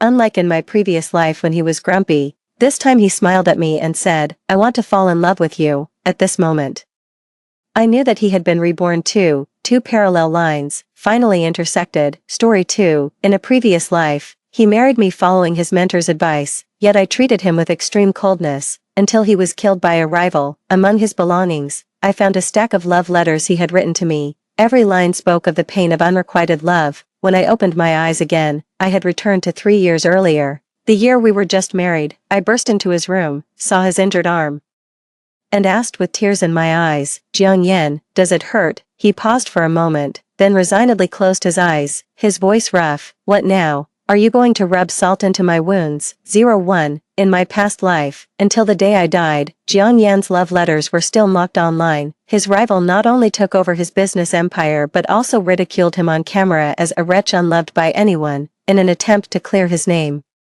I was involved in a car accident on my way to the TV station and tragically died. In my last moments, I wished that Jiang Yan would never meet me in his next life. 02. When I woke up from the darkness, I still felt pain. Scattered congratulations reached my ears. Mr. Jiang and Miss Wan, happy first anniversary. Jiang Yan and I, our first anniversary. I suddenly looked up. The bright white light was so intense that I could hardly open my eyes. After a brief ringing in my ears, I found myself at a reception. Around me, glasses clinked. A much younger Jiang Yan was sitting beside me, his expression cold. Blood trickled down his pale knuckles, drop by drop. His hand was injured. A dinner knife fell to the ground. The waiter apologized with a terrified face. I'm sorry, Mr. Jiang. I didn't hold it steady. A surge of sadness welled up inside me. I couldn't help but call out his name, Jiang Yan. Suddenly, a meaningful laugh came from across the table. Miss Wan, I took revenge for you. How will you thank me? Looking in the direction of the voice, I saw a familiar face, Jiang Yan's rival, and the chief culprit of his death in my past life, Song Jingping. I shuddered all over, suddenly remembering that day, at our first anniversary banquet, I had argued with Jiang Yan and spitefully said, if I talk to you again, I'm a dog. During the meal, Song Jingping deliberately had someone injure Jiang Yan's right hand. Out of politeness, I coldly told the waiter, I hate blood, please clean it up. Thank you. That comment led to a misunderstanding. Jiang Yan simply wiped the blood away from in front of me and continued to discuss partnerships in pain. Because the wound wasn't treated in time, Jiang Yan's precious hand was permanently disabled. It would ache whenever it rained, and eventually, it became the weakness that cost him his life. Now, seeing Jiang Yan emotionlessly pulling out a tissue to wipe the blood in front of me, my heart instantly clenched. Aching painfully, I pushed Jiang Yan's arm away and stood up abruptly. Song Jingping, I demand an explanation. My reaction stunned everyone. There was a dead silence. Jiang Yan was taken aback. His dark eyes quickly turned to me, and after a brief moment of heartache, they returned to silence. He closed his eyes. Wan He, no need for this. If you find me dirty, I'll just change my clothes. Wait a minute. He thought I found him dirty. I suddenly grabbed Jiang Yan's sleeve, all my past restraint gone. Under his puzzled gaze, my eyes reddened with anger as I furiously grabbed a water glass and hurled it at Song Jingping. Song Jingping, apologized to my husband. The room fell silent, under the watchful eyes of everyone. I firmly shielded Jiang Yan behind me, appearing wronged. In the palm of my hand was Jiang Yan's cold wrist, trembling slightly from pain, all because I had once said before our marriage, I want a comfortable life.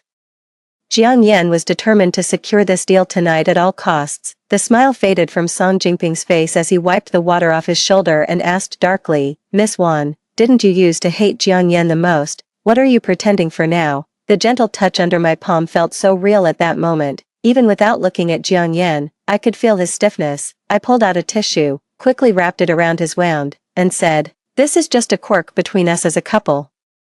Something an inhuman thing like you wouldn't understand. Song Jingping's face darkened. Wan He, you. In that instant, I remembered how, in my past life, after Jiang Yan had died, Song Jingping had described him using filthy words. I grabbed anything I could and smashed everything I could at him. Minutes later, Song Jingping was covered in seaweed egg drop soup, his face also marred. As I walked out of the hotel with Jiang Yan, light rain began to fall from the sky.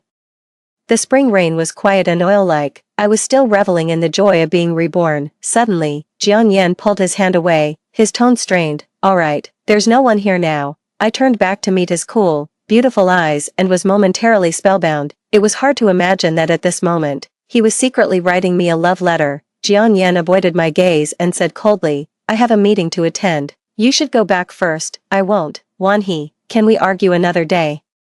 I'm just too tired tonight. He stood in the drizzling rain, his delicate and distinct features hidden in the shadows, his eyes dim, the traces of blood on his lips and jaw added a morbid beauty to him. I held his hand, unable to hold back, my eyes welling up with tears. When I spoke again, my voice was tinged with sobs. Jiang Yan, I won't argue with you anymore. Your hand is injured. Let's go to the hospital, okay? He suddenly looked up, disbelief in his eyes, a struggle flickering within. Soon it returned to stillness. He, how do you plan to torment me this time? Want to rub salt in my wounds? In my past life, I wasn't good to Jiang Yan. He was calm and restrained, his demeanor indifferent, and he married me following his mentor's advice. I subconsciously felt that he disliked me. Over the years, we became a resentful couple. It was only upon his death that I suddenly realized how deeply my feelings for him had penetrated my bones. The evening breeze was dizzying. I couldn't hold it in any longer, and I burst into tears while clinging to his arm. Jiang Yan, please don't die. I'm scared. This man, who had always been cold towards me, suddenly stiffened, a momentary melting in the depths of his eyes. He eventually postponed the meeting. Stop crying. I'll go. Jiang Yan remained silent throughout the doctor's treatment of the wound. I was anxiously asking the doctor if there could be lingering effects, my emotions suddenly collapsing as I spoke. After all, following Jiang Yan's death in my past life, I had run around trying to protect his reputation, enduring much disdain and injustice. It seems some habits are hard to break. Jiang Yan's gaze stayed fixed on my profile, his thoughts inscrutable. After the doctor finished with the wound and removed his gloves, he turned to Jiang Yan. Mr. Jiang, your wound is not serious. However, your wife seems quite shaken. Jiang Yan's expression stiffened, and he quietly responded, sorry, my fault. I've been arguing with her a lot lately. The doctor, understanding, joked, try not to pick on her. She seems very attached to you. Jiang Yan covered the bite mark I left during our earlier argument and muttered quietly, understood.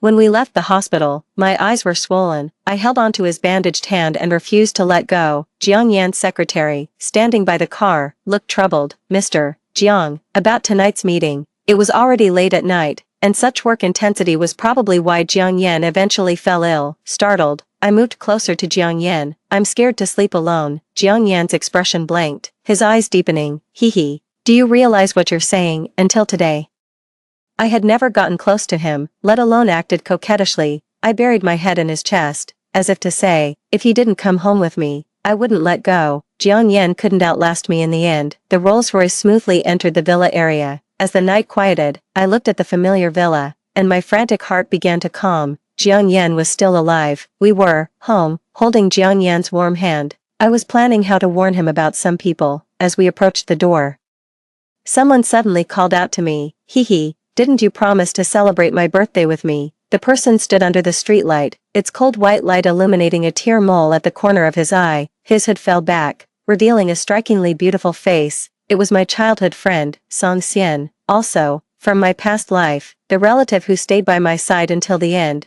At that moment, I remembered I had promised to meet him earlier tonight, but due to Jiang Yan's injury, it had been delayed until now. Upon seeing him, Jiang Yan stiffened. He coldly let go of my hand. Oh no, he had misunderstood again. From the love letters I had seen in my past life, I knew Jiang Yan had always mistakenly thought I liked Song Xian. I wanted to explain, but Jiang Yan cruelly avoided my touch. I have a meeting. I'll go home first. Jiang Yan. Before I could follow him, Song Xian held me back, speaking gently. He said, the cake is ready. Come, get in the car with me.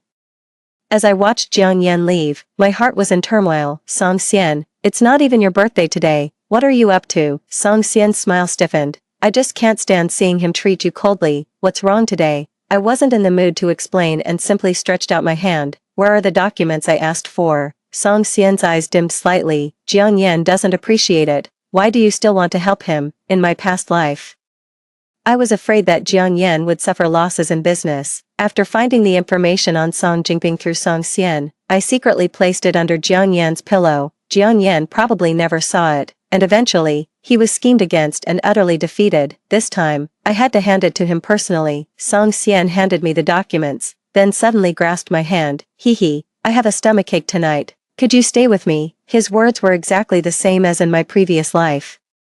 Back then, I saw Song Xian's pale face and was terrified, rushing him to the hospital overnight, but the doctor told me, he's just hungry, it's nothing serious, he'll be fine after eating. So, I pulled my hand away from Song Xian's and said helplessly, go find somewhere to eat, I still have important things to do. With that, I hurried home. I thought that with Jiang Yan around, at least the lights would be on at home, but it was pitch dark all around, dim light cast from the study.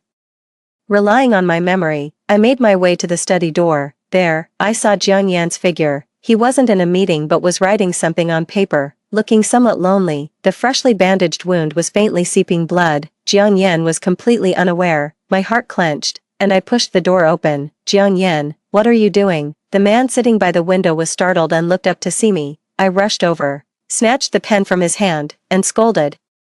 Do you not care about your freshly bandaged hand? He probably didn't expect me to come back tonight. After a brief moment of surprise, he discreetly covered the finished documents and looked at me silently. I lost my temper. Jiang Yan, have you lost your mind? Have you forgotten what the doctor said? Which is more important, your hand or your work? Do you even care about what I've told you? After a series of questions, a rare blank expression appeared on Jiang Yan's face. I'm sorry.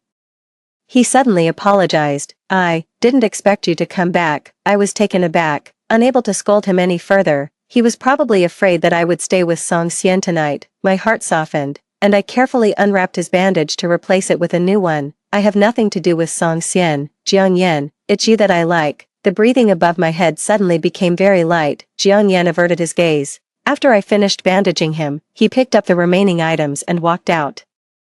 As if avoiding something, I rushed in front of him, my voice trembling as I confessed for the first time, Jiang Yan, I said I like you. The night was deep. Jiang Yan's eyes were unfathomably deep, his voice hoarse. He said, let's stop here for today. If you're done making a scene, go to sleep. He still didn't believe me. I pulled out the documents I had just received from Song Xian from my bag and handed them over. Here is Song Jingping's information. I hope you can surpass him. Jiang Yan's gaze fell on the thick stack of documents, a bitter smile of self-mockery flashing in his eyes. I didn't get the reaction I was expecting. Grasping Jiang Yan's sleeve, I asked, why don't you believe me? Is it really necessary to resort to certain measures to make him open up about his true feelings? Biting my lip and blushing, I untied the ribbon of my skirt and then shakily embraced him. I am sincere about you. In the darkness, Jiang Yan tensed up.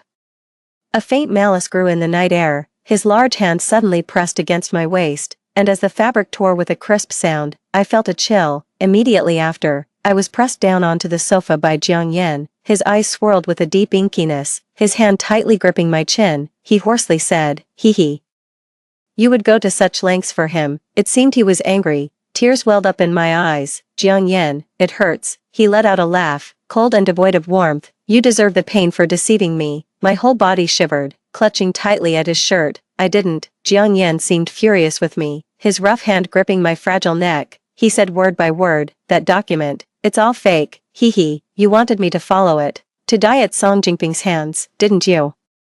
So you could be with Song Xian, right? His words shocked me. What are you talking about? Song Xian is Song Jingping's half-brother from the same father. Didn't you always know? My eyes widened in astonishment. By heaven and earth, in my past life until my death, I never knew their relationship. Realizing this, my face turned pale. So in my past life, Jiang Yan's death was partly because he thought I wanted him dead. Tears streamed down uncontrollably, and ignoring Jiang Yan's fury, I hugged him tightly. I'm sorry, Jiang Yan, I'm sorry. Jiang Yan scoffed with a mocking laugh. Enough. Too much drama makes it unreal. Leave while I can still control myself. I clutched his shirt tightly, my knuckles turning white. I won't go. I've said it. I will never leave you. The air pressure in the room dropped. A calm before the storm. Jiang Yan looked as if he would kill me the next second. So you're betting that I really can't do anything to you? I silently met the gaze of the man in front of me. In his eyes, I saw a growing obsession and madness. I shivered, fearlessly wrapping my arms around his neck. Hubby, it's too cold. Shall we go to the bedroom? The next second, he flipped me forcefully and pressed me down on the sofa. Jiang Yan's hard, burning body trapped me in a tight corner, dominating my senses forcefully. His cool, bewitching voice came through, hee hee. You started this, if you think of running away, I will kill you myself. I never knew that Jiang Yan could lose control like this. It felt like plunging into a scorching deep sea, helplessly clinging to the driftwood in front of me, anxious and tense. The night was dark, and Jiang Yan's broad palm intertwined tightly with my fingers. The force nearly crushed my bones. Jiang Yan, I'm scared. You don't have a choice anymore. Tonight. All my cries turned into broken whispers. The night wind stirred the curtains. The starlight outside the window blurred into a hazy halo. At some point, it exploded in the sky, turning into a brilliant trail of light. Helplessly, I looked out at the moon, crying and begging for mercy, only to receive an even harsher punishment from Jiang Yan. Hee hee, bad girls must pay the price. The next day when I woke up, my legs were weak, the bed was empty beside me, the chaos of last night's bed, along with the traces left by Jiang Yan, had been cleaned up as if nothing had happened. I checked my phone and found several missed calls.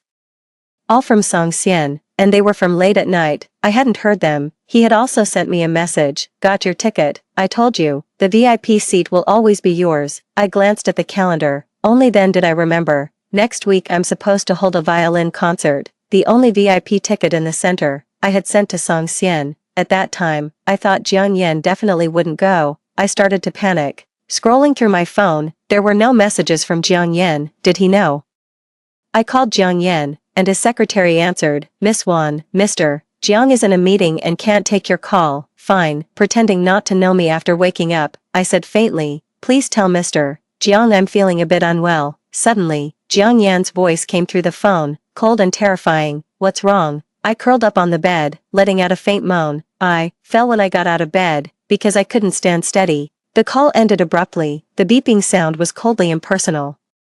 As expected, I had annoyed him. Even coquetry was no use now. After a while, I casually threw on one of Jiang Yan's shirts and wandered downstairs to the living room, then called Song Xian back. He answered immediately. Hee hee, why didn't you answer my calls last night, touching our photo together? I asked him. We're best friends, right? Song Xian's laughter came through the receiver. Of course, remember back in the orphanage? You wanted to be a violinist, I wanted to be a superstar.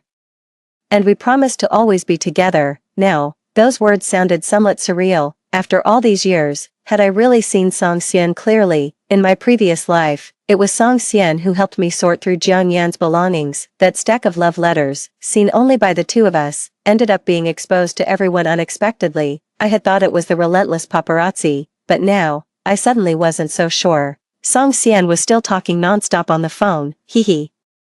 Did you receive the gift I sent you? I looked towards the corner where the gift box was piled up, still unopened. It must have been sent by Song Xian a few days ago. I vaguely remember it was a large plush toy. On stormy nights when Jiang Yan was absent, I would always endure by holding that toy. I briefly responded a few sentences, walked up to the gift box, and unwrapped it. The shiny black eyes of the big white bear looked somewhat goofy and adorable.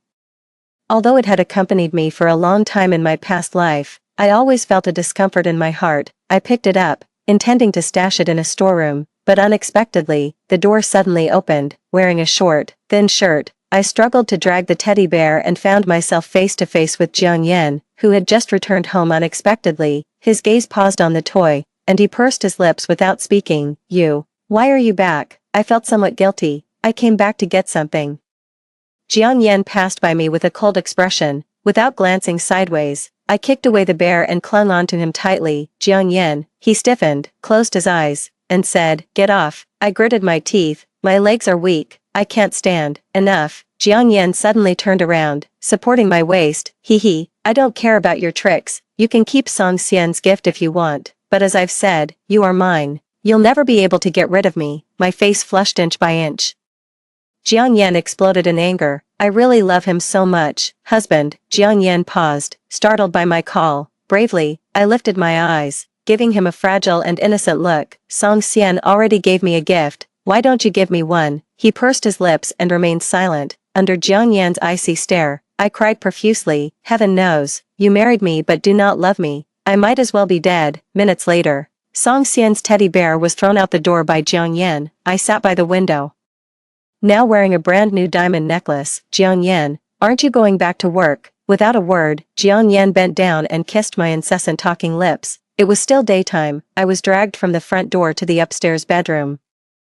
Previously penniless, now adorned with a necklace and a bracelet, that crazy Jiang Yan even put a bell bracelet around my ankle. I touched them joyously here and there. When did you even buy all these things? Jiang Yan still wore a stern face. He lifted me and sat me on the windowsill. It was then I realized things were getting out of control. Unfortunately, it was too late. Crying, I cursed him as a bastard. Jiang Yan's voice was strained. Hee, being messed up by a bastard.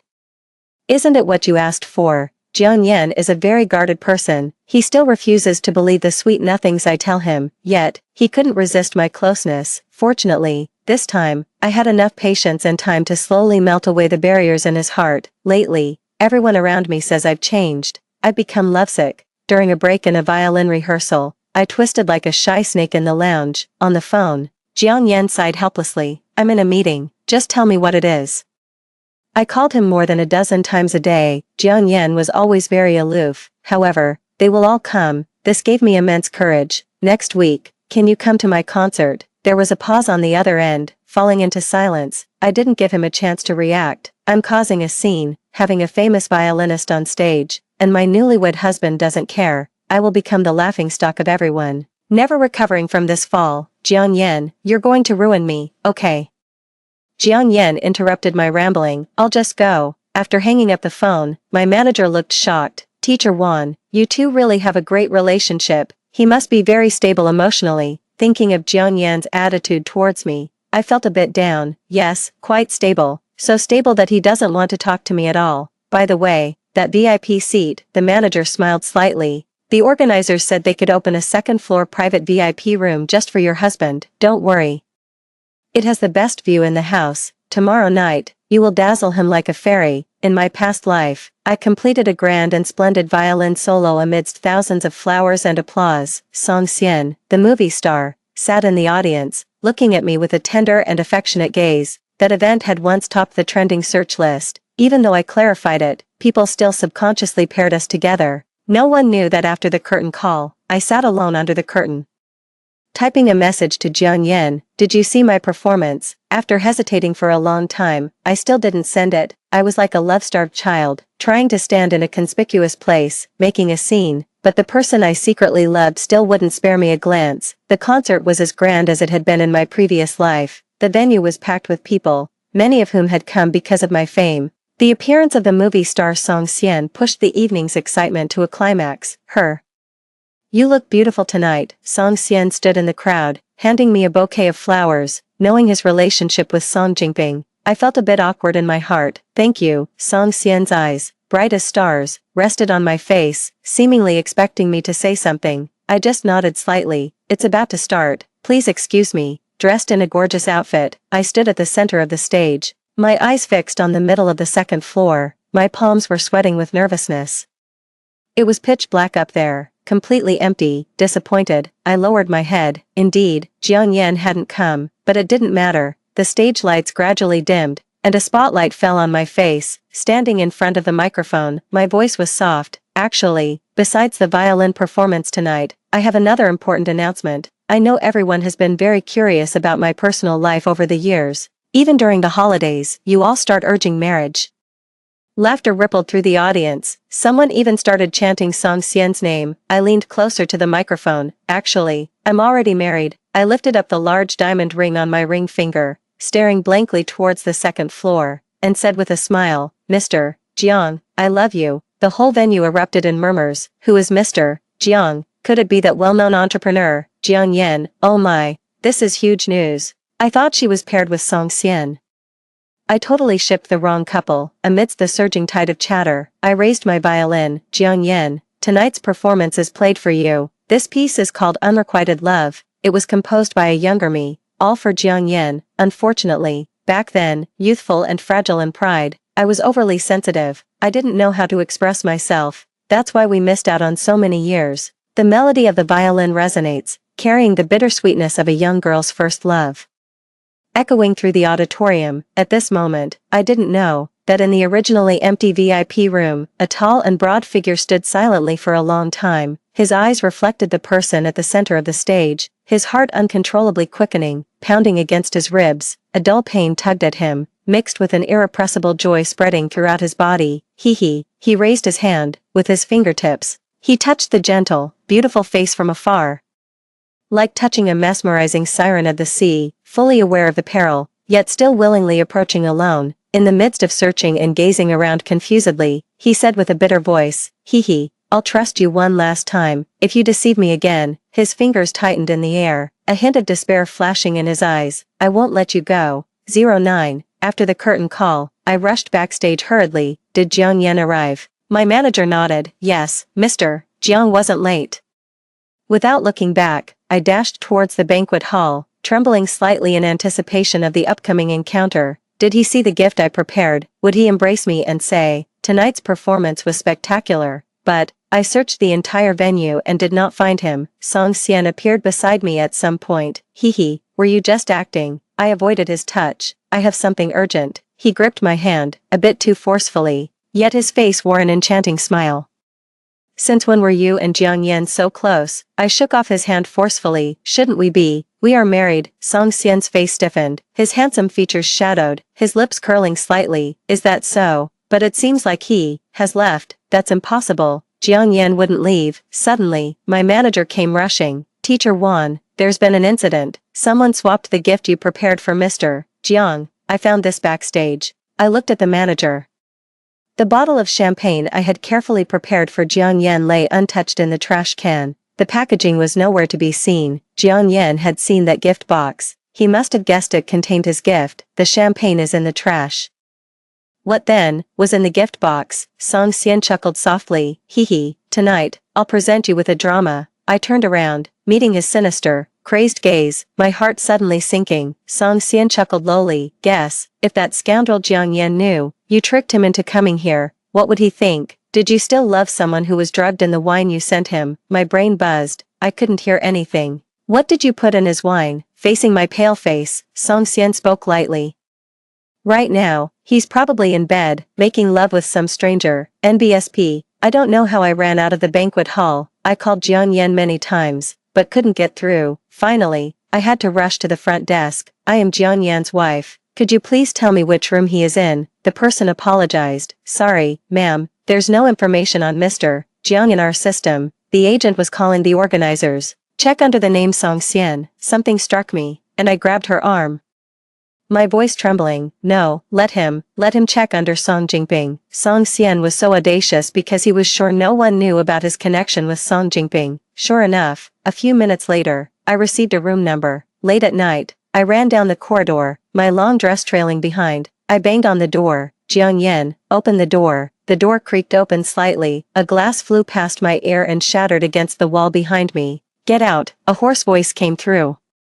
Followed by a woman's scream, I burst into the room. The scene was chaotic. The woman's dress had slipped down to her shoulders as she tried to crawl up and throw herself at Jiang Yan. I was furious, grabbing her hair. Amid her screams, I dragged her towards the door. Who the hell are you? Let go of me. Slap. I slapped her hard, and seeing her face, a chilling cold swept through me. Lin Hanxue, the girl who silently loved Song Xian in my past life. I had even helped her, so.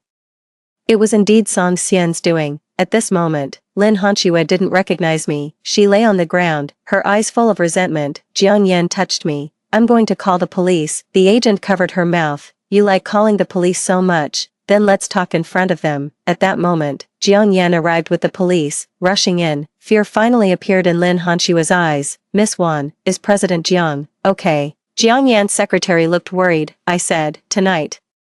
I'll stay with him. I won't let anyone near Jiang Yan until dawn. Everyone left. I closed the door and collapsed on the floor, completely drained. Before I could catch my breath, a large hand suddenly grabbed my neck, pulling me up from the floor. Bang, my back slammed against the door. The strong smell of alcohol overwhelmed my senses. Jiang Yan's eyes were bloodshot. Get out. Tears welled up from the pain. A feeling of suffocation overcoming me. Jiang Yan, it's me, Wan He, hearing my name. A flicker of struggle passed through his eyes. Hee, yes, I tried to soften my voice, slowly reaching for his forearm. It's Hee, I've come for you. A faint blush spread across Jiang Yan's fair face. Wan He is not like this to me. He seemed very confused, his expression pained. She doesn't love me. He always spoke coldly. You're not her. I saw Jiang Yan's barely stabilized emotions fluctuating again, and in a rush, I suddenly chilled my tone. Jiang Yan. Is this how you treat me? Jiang Yan stiffened, his eyes misted with a foggy moisture. I steeled my heart. Take your hands off. Jiang Yan jerked his hands away as if burnt. Fresh air rushed into my lungs. Jiang Yan leaned against the wall, his head bowed, his eyes closed, his handsome profile hidden in the shadows, his face smeared with blood, conveyed a seductive brokenness, as if he had been wronged. I coughed, my voice hoarse. Jiang Yan, go back to bed, don't make me repeat myself. His lips trembled. Okay. I quietly breathed a sigh of relief. No matter the method, as long as he obeyed. He knelt by the bed, slowly lowering his body, breathing erratically. I saw Jiang Yan's ears flushed red, and his neck and collarbone tinted with a layer of pink. It was clear, Jiang Yan was in discomfort, but because I was there, he would rather grit his teeth and remain silent, unwilling to let me see any sign of it. My heart softened terribly. I carefully grabbed his tie. He was gently lifted by me, looking up at my face with a devout and confused gaze. Don't move, I commanded softly. Kneel properly. I'm going to take off your tie. Jiang Yan's hot breath spilled on the back of my hand, the touch of his fingertips scorchingly tantalizing. I turned off the light. The tie became a bond tying his hands to the bedpost, to prevent him from hurting me in his confusion. Hee. He stretched his neck, showing a pleading look, seeing his helpless appearance. I suddenly felt a wicked pleasure. I leaned over him and gently bit Jiang Yan's lip. Mr. Jiang, just give in to me. No. He closed his eyes, murmuring, I want hee. I curved my lips. I am hee. Hee loves you. He seemed bewitched by me. Quietly, without a word. At first, Jiang Yan was obedient. In the darkness, his suppressed, shallow breaths were so enticing. Hee, please don't do this. Don't do what? I playfully continued to stir up trouble on his body. However, the moment the tie loosened, everything abruptly stopped. The restrained beast finally broke free from its cage. I started to panic. Jiang Yan, you bastard, go back, don't touch me. Unfortunately, he couldn't hear anything. In the darkness, the clear ringing turned into the charge of battle. The fierce battlefield spread wildly in the dead of night, becoming more intense, life-threatening. You can't reason with a beast that has lost its mind. You can only be ruthlessly devoured and bitten by him. Then, planted full of his traces, it was excruciating. At dawn, I finally kicked away the frenzied beast, wrapped myself in clothes, and fled. Miss Wan, you don't look well. What happened last night? In the police station, Secretary Jiang Yans reminded me with an unnatural expression, remembering the embarrassing escape that had just happened and being caught on the spot. I wished I could just disappear into the ground. Uncomfortably changing the subject, can we hurry this up?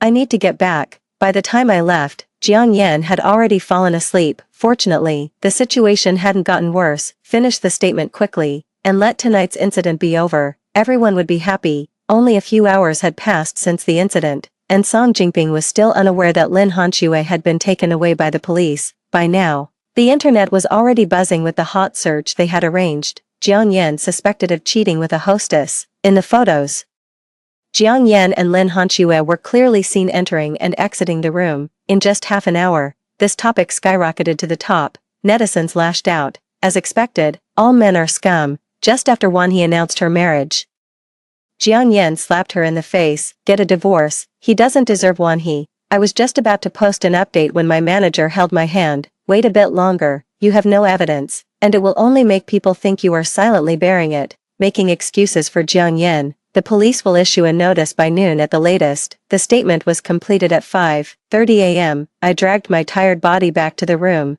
The curtains were not yet drawn, and it was dim all around. Wait. Why is the bed empty? Jiang Yan, where is he? I stood there bewildered, my heart tightened, and the next second, a fiery body tightly hugged me from behind. Jiang Yan's lucid voice came through, filled with a broken despair. Where did you go last night? I didn't react immediately. I asked you. Where did you go last night? Jiang Yan clenched his teeth, his calmness tinged with madness. I didn't go anywhere. Wan He. He pressed me harshly onto the bed, his reddened eyes tightening my heart. Did he misunderstand something? Jiang Yan trembled with pain. Wan He, doesn't your heart hurt? You hate me. You could let me die. But why do you humiliate me this way? My mind went blank. How did I humiliate you? Is sleeping with me filthy? This remark provoked Jiang Yan, who let out a desperate laugh. Drugged me, let someone defile me, ruin my reputation, divorce me, and then what? Do you want to see me dead? His lips still bore the marks of my bite. Like a young man ravished by someone, I suddenly saw his phone on the bed, displaying the news that had topped the hot search. Jiang Yan thought, He had slept with someone else last night. My expression became very strange. Wait, listen to me. As I moved, my dress tore. The next second, my body covered in kiss marks was exposed in front of Jiang Yan. Jiang Yan stopped. Despair surfaced in his eyes. He trembled as his lips met mine. Humbled voice. Who did this? Wanha, please tell me, who was it? He not only forgot how he tormented me last night but also thought I was cheating. I couldn't hold back the frustration that I had endured all night, and it suddenly erupted. I burst into tears in front of him. Jiang Yan stiffened, unprepared for my reaction, and I kicked him several times. You jerk, jerk, jerk. Who else could it be but you? I only slept for 2 hours last night. How can you not let me sleep? Jiang Yan's face took a solid slap from me. A red mark quickly appeared. He stood there, stunned. Wanha, a ripple of despair rose from the depths of his eyes, tinged with disbelief. Soon, it spread like shimmering light. I cried loudly and threw my phone into his chest. It had photos I secretly took of him last night. I had intended to keep them to look at secretly later. There was also a short video, thinking to blackmail him heavily once he woke up. But the recording didn't go as planned, and Jiang Yan, breaking free, turned the tables. The video plunged into darkness, capturing my pleas and curses. The voices that would normally cause embarrassment now rooted Jiang Yan to the spot. Panic flickered in his eyes as he looked at me helplessly. Wanha, I thought it was a dream. What about you? I couldn't contain my anger any longer, my long-suppressed petulance bursting forth. You want a divorce, don't you? Go ahead, you faithless scum. Jiang Yan was nearly kicked off the bed by me. That finally snapped him back to reality. He grabbed my wildly kicking legs and held me tight. I will take responsibility. Ignoring my struggles, he said, as long as we don't divorce, you can do whatever you want. Hours later, I abruptly opened the door. I stepped out with an air of authority, arms crossed. People waiting at the doorway turned their gaze towards us. Jiang Yan, in his suit, followed me, a tall figure in silence. Reporters swarmed us. May we ask if the rumors online are true? Did you really betray Miss Wan by having an affair with a hostess? Jiang Yan said nothing, his dark eyes fixed on me, as if he heard nothing else. I flipped my hair and covered my mouth, feigning surprise. No way, spouses can't even check into a hotel room without you gossiping about it. The person from last night has been taken to the police station. Please stay tuned for the police report later. The barrage of questions from everyone gave me a headache.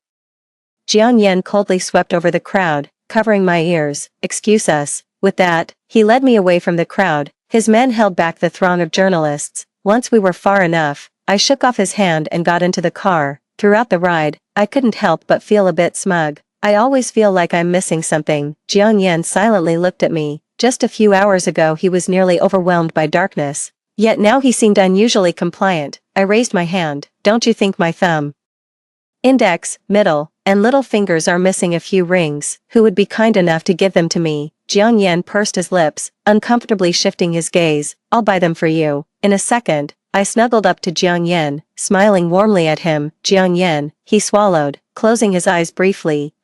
I love you. This time, he didn't ask me to leave. Instead, he looked at me and awkwardly responded, I love you too. As the parties involved, Jiang Yan and I went to the police station. After understanding the situation, the police quickly issued a notice. Lin Hanxue was temporarily detained pending prosecution. As the news spread, discussions swirled online. It was inevitable that there would be gossip. I can't believe he would cover for such a man. Exactly, who would want such a sleazy man? Upstairs, they're probably just a union of interests. Probably doing their own things behind closed doors. Haha, no matter what.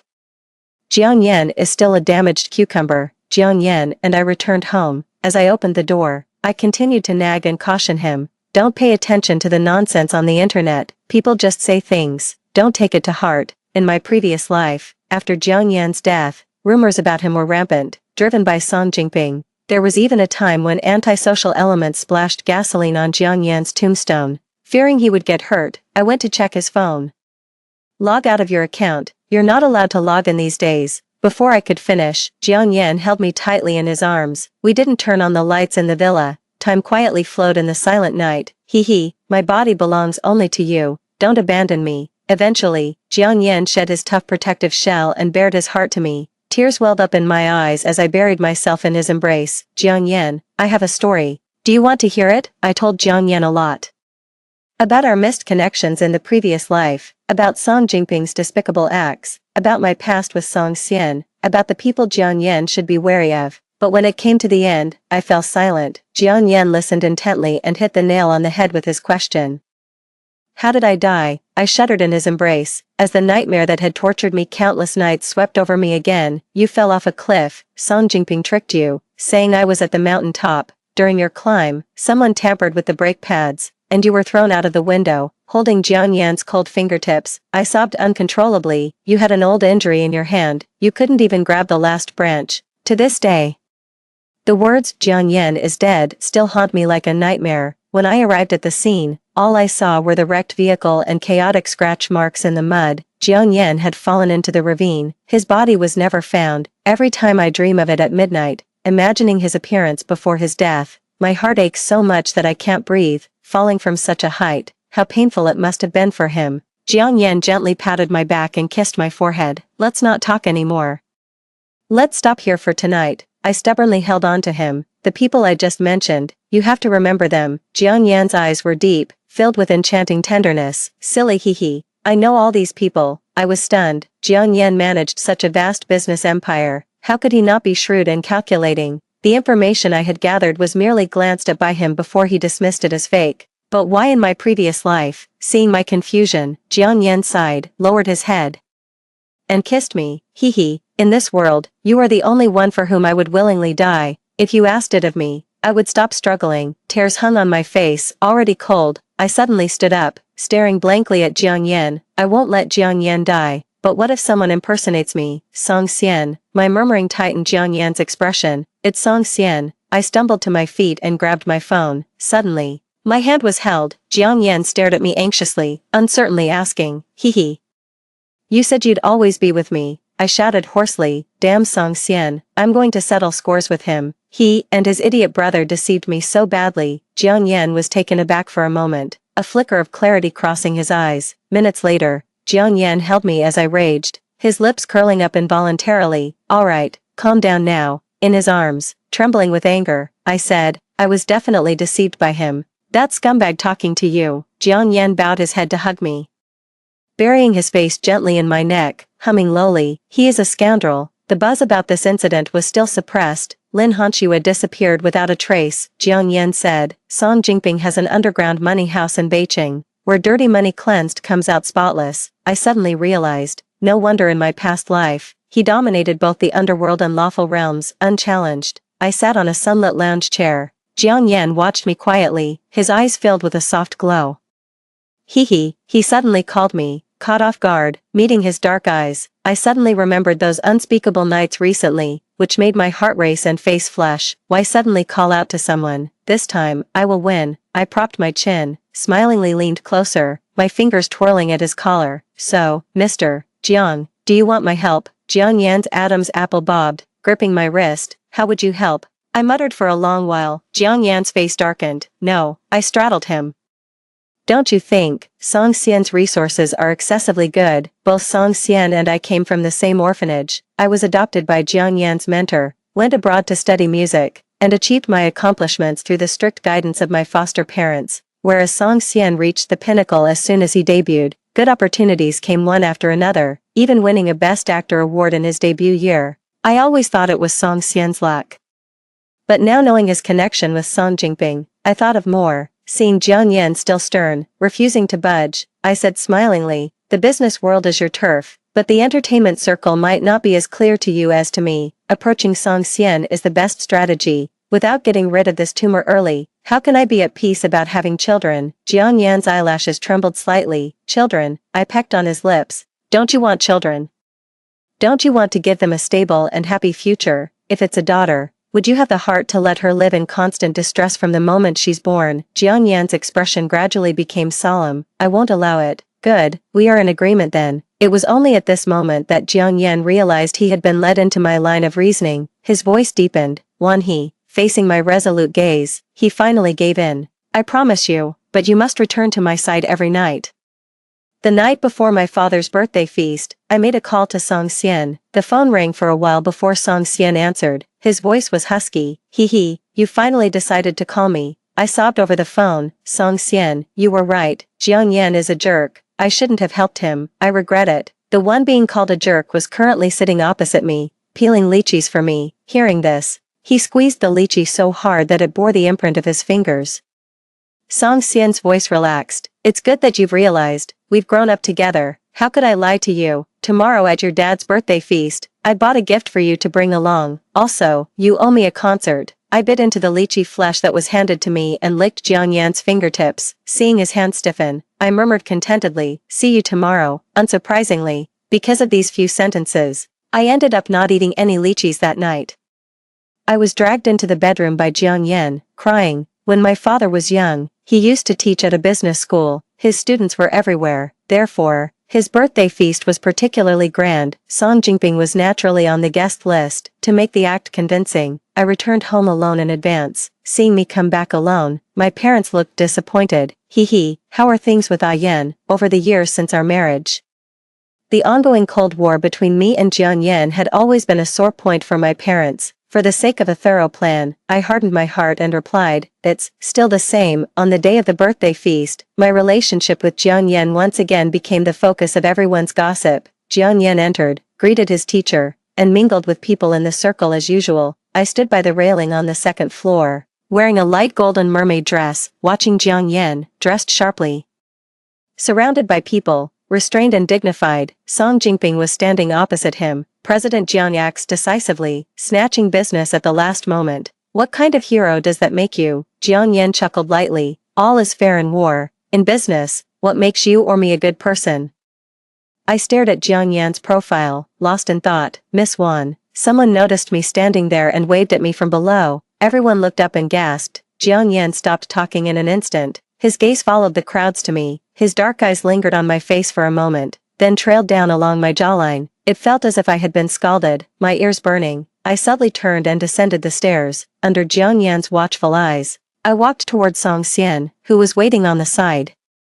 Song Jingping swept away his earlier gloom and burst into loud laughter. Successful in business, unlucky in love. It seems Miss Wan prefers the young and handsome. I dared not look back at Jiang Yan. In my heart, I had cursed Song Jingping 800 times. Did he not know that his casual remarks would lead me to misfortune tonight? Just as Song Xian was about to provoke Jiang Yan, I pulled him back sharply. Shut up. In the past, Song Xian and I loved playing in the small garden. Years later, the garden remained lush and verdant. Watching Song Xian digging, I asked, are you related to Song Jingping? Song Xian stiffened, his back to me. Did Jiang Yan tell you? Yes. Before he could react, I thumped his head twice. You have a wealthy brother and you didn't tell me sooner. Are you an idiot? Are you an idiot? Song Xian, dazed by my hits, his usually brooding eyes suddenly softened. Wan, you, I faced him, anger written all over my face.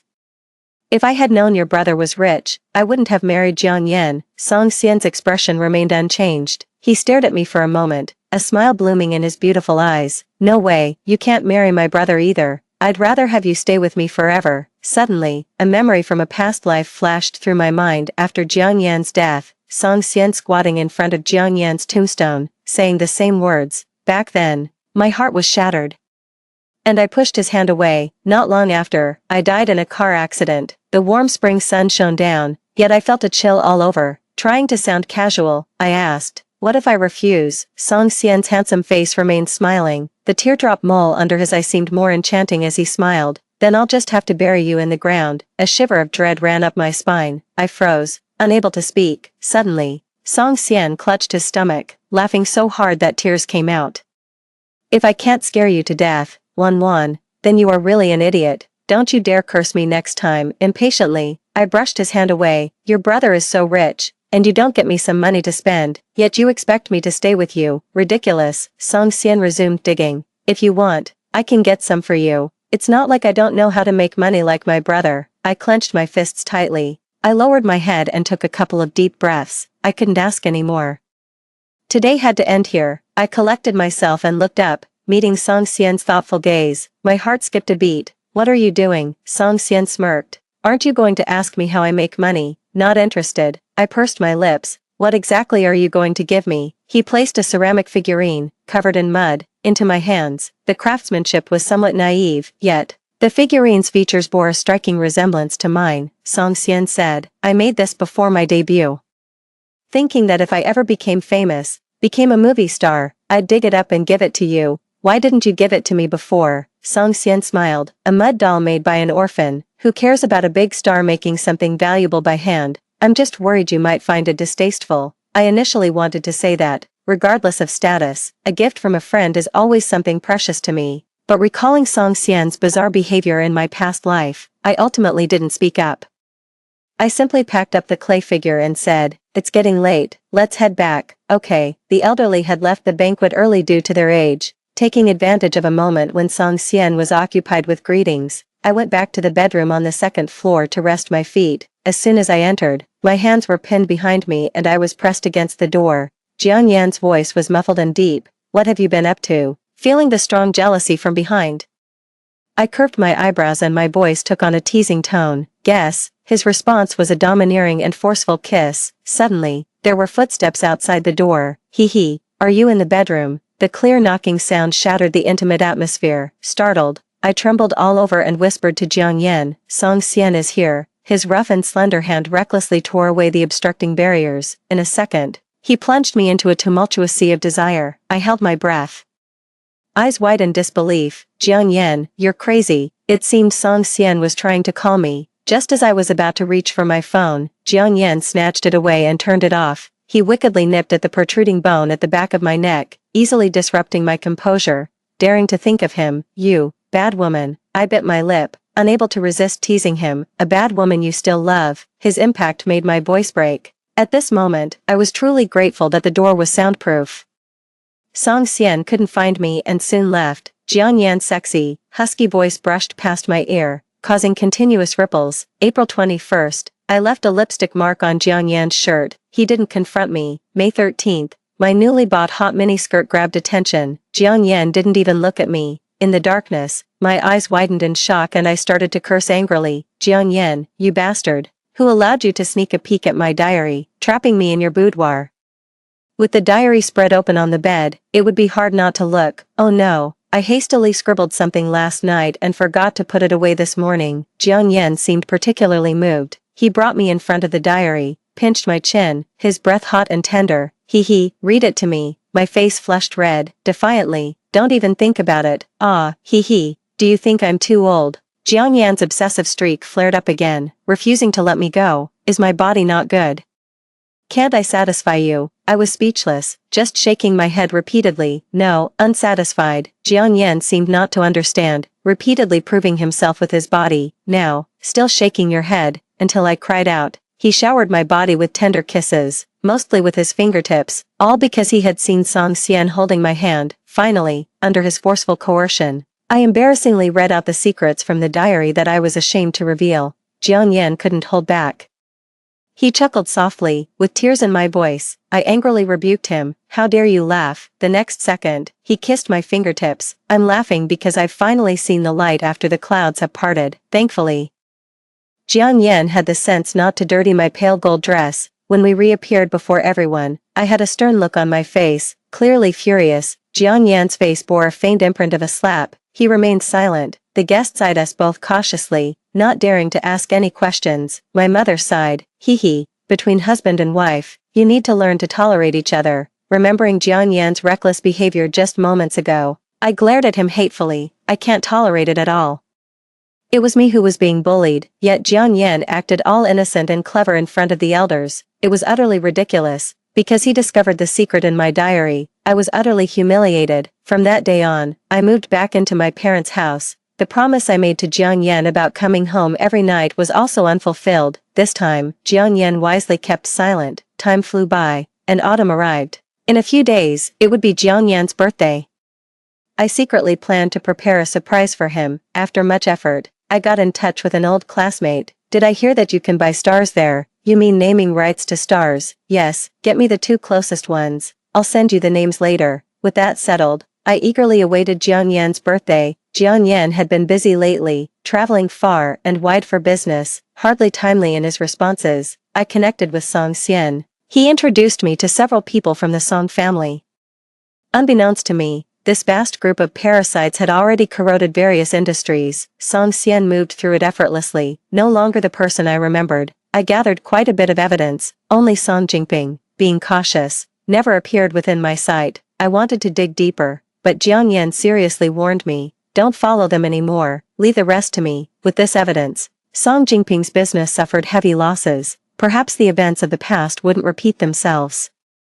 Using illness as an excuse, I temporarily cut off contact with Song Xian. Today is Jiang Yan's birthday. Early in the morning, I held a pregnancy test with 2 lines and made a call. Remember to come home tonight. I prepared a surprise for you. Jiang Yan was somewhat reticent today. I chattered a lot. Jiang Yan just listened. Finally, I grew tired of talking, hearing the familiar breathing sound from the headset. I couldn't help but tease. What are you doing? Why aren't you talking to me?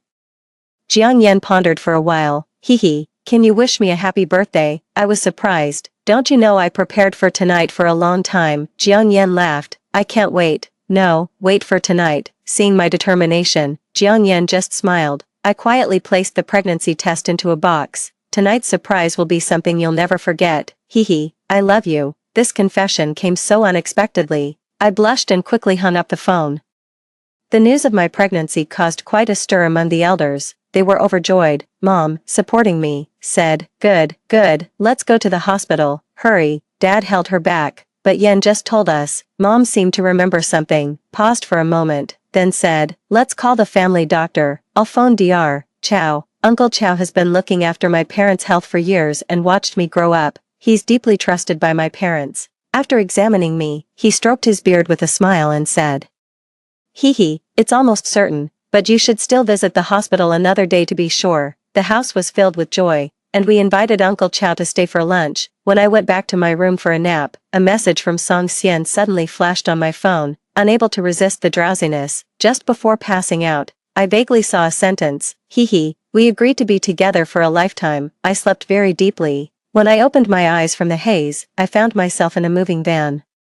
The strong diesel fumes were nauseating. A large hand slowly stroked my hair, and Song Xian's indifferent voice came through. Song Jingping and Jiang Yan, I've had people watch them. Dog eats dog. Neither of them will survive tonight. It took me a while to realize what was happening. Was I actually with Song Xian? Seeing me awake, Song Xian showed a gentle smile. You're awake. Why didn't you tell me earlier about the pregnancy? I shivered, violently shaking off his hand and shrinking into the corner. Why am I here? Song Xian, half his face shrouded in darkness, spoke in a lazy tone. Jiang Yan is really thorough, all thanks to Uncle Chow and his severely ill daughter. Otherwise, seeing you would have been difficult. Seeing me staring at him warily, Song Xian suddenly grabbed my jaw and pulled me towards him. His smile turned sinister. Because of that bastard Jiang Yan, you dared to leave me. Hee, guess how I will punish you.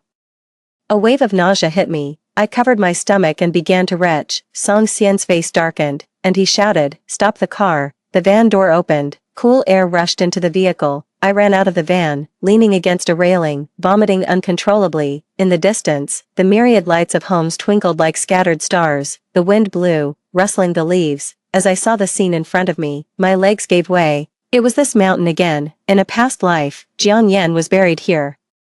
I've walked this road countless times. Even with my eyes closed, I could recall every blade of grass and tree. Where's Jiang Yan? I grabbed Song Xian, screaming like a madwoman. Where is Jiang Yan? Song Xian sneered, probably fighting a life and death battle with my brother. He should have known what awaited him at my brother's feast tonight. My body trembled, suddenly remembering the phone call this morning. It felt like someone was gripping my throat. Hee. Can you wish me a happy birthday? Don't you know how romantic I've been preparing for tonight? I can't wait. Let's not talk now. Wait for tonight. I covered my mouth, slowly curling up into myself. Jiang Yan never intended to come back alive. His eyes downcast, he lamented, after tonight, the Song family will be greatly weakened, leaving only me to lead those useless fools. But at least, Wan He, you'll die with me. Song Xian's furious shouts echoed through the gorges. While he was busy ranting, I grabbed a rock and smashed it hard on the driver's forehead. The driver fell to the ground with a thud. I scrambled into the car, trying to seize the steering wheel, but suddenly, headlights from all around flashed on, illuminating the surroundings as bright as day. Ultimately, Song Xian dragged me out of the car by my hair, his eyes brimming with malice. He laughed angrily. Wan He, why can't you ever learn to obey? You always liked me the most. So why did you let that wretch throw away the teddy bear? Under my fearful gaze, Song Xian grinned. Without it, I wouldn't even be able to see you. A bone-chilling coldness spread throughout my body. He had placed a surveillance device inside the bear's eyes. In my past life, I had held it every night as I slept. I roared fiercely, "Why are you doing this to me? I've never harmed you." Song Xian paused, then laughed. "I didn't say you harmed me. I don't hate you, I love you, but sadly, you betrayed me. And now you carry another seed, so, shall we die together? You're insane." Suddenly, someone ran over from afar. "There's trouble with little Boss Song." "Why panic?" That person's voice trembled. "Boss Song is dead and Jiang Yan is still alive." Song Xian scoffed. He can't possibly think that with Song Jingping dead, all his troubles are over, right? There's still a bunch of fools waiting to kill Jiang Yan. That person handed over a photo. Jiang Yan was injured, his chest stained with blood, kneeling on the ground. I began to struggle violently, desperately clutching at Song Xian's hand. I pleaded, "Please, don't kill him." My humble cries echoed through the woods. Song Xian stared at me expressionlessly, seemingly amused by the situation. He helped me up and handed me his phone. "Let's play a game." I snatched the phone and dialed 110. Song Xian said, "The police are all busy over there right now. Jiang Yan's life is likely safe. Of course, you can also call the police to bring them here. But I guarantee, the moment you make the call, Jiang Yan will die a horrible death." I froze, hearing the police's voice from the phone. "Hello, 110, how can I assist you?" The wind in the mountains blew through my hair. I bit my lip hard. Glaring at Song Xian, here was a ray of hope, now being strangled in its cradle. Song Xian smirked and snatched the phone from my hand, hanging up the call. "You're lying," I yelled, grabbing Song Xian's collar in anger. Song Xian laughed. "You can choose not to believe me. After all, it's just a lie." Wan He, "Would you dare gamble Jiang Yan's life with me?" "I couldn't." Song Xian pinched my face. "Wan He, here's your second choice. Call Jiang Yan. Say whatever you want to say." Since you'll never see him again, everything around us fell silent. The only sound left was the wind mercilessly blowing through my hair. I slapped Song Xian hard across the face, calling him a bastard. He smiled, pressing the cold barrel of a gun gently against my forehead. "Be good, make a choice. Police or Jiang Yan, you die. Or, should Jiang Yan die?" My breathing was heavy, my vision darkening, my whole body trembling. It turns out that in my past life, my death in a car accident was also by Song Xian's hand. In his eyes, I was meant to be an obedient puppet. If I did not comply with his wishes, death awaited. After a long while, I closed my eyes, hot tears rolling down. "I'll call Jiang Yan." Song Xian's smile froze on his lips. "Then go ahead, but remember to hide your feelings well. If he senses something's amiss and the police come, you know the consequences." I dialed the number. The cheerful ringtone sounded through the receiver. It was a ringtone I had personally set for Jiang Yan. This time, I waited a long time before the call was answered. Jiang Yan sounded unstable. "Hee, what's wrong? I'll be home tonight." I knelt in the chilling wind, covering my mouth tightly, wiping away the tears that wouldn't stop falling. The gun tapped against the back of my head. Click. I heard the crisp sound of the gun being cocked. It wasn't until Jiang Yan called my name several times that I managed to force a smile and say, "Jiang Yan. Happy birthday." He paused, then chuckled. "Didn't we say we'd wait until tonight?" With a forced smile, I gasped for fresh air. I couldn't wait. I'm too impatient. "What about my present?" Song Xian grabbed my hair, pulling it back, pressing the gun harder. I struggled to breathe, my voice trembling. "There's none. I didn't prepare any gift. I didn't even have time to buy a cake." Jiang Yan paused. "Then shouldn't you compensate me somehow?" After a long while, I closed my eyes. "Then I'll give you half an hour to get home. I'll be upset if you're late." "Alright, I'll wait at home like a good girl. If you're scared of the dark, turn on the lights." Jiang Yan, and I love you. "I love you too." After a few flickers, the screen plunged into darkness. I curled up, crying out in pain. Song Xian snatched my phone away and threw it down the cliff. "Get in the car." Feeling utterly defeated, I got into the car and no longer responded to anything Song Xian said. Song Xian began reminiscing about our past. As he recounted, I realized his misunderstandings about me had reached absurd levels. Even when I gave him a pack of snacks, Song Xian thought I liked him. My silence ultimately infuriated Song Xian. He went mad, his tone urgent and terrifying. He bit and gnawed at my lips. "Hee, let's die together. Is it okay? Let us be buried together." My eyes had already lost their sparkle. "I don't want to die in the soil." Jiang Yan would go mad if he saw it.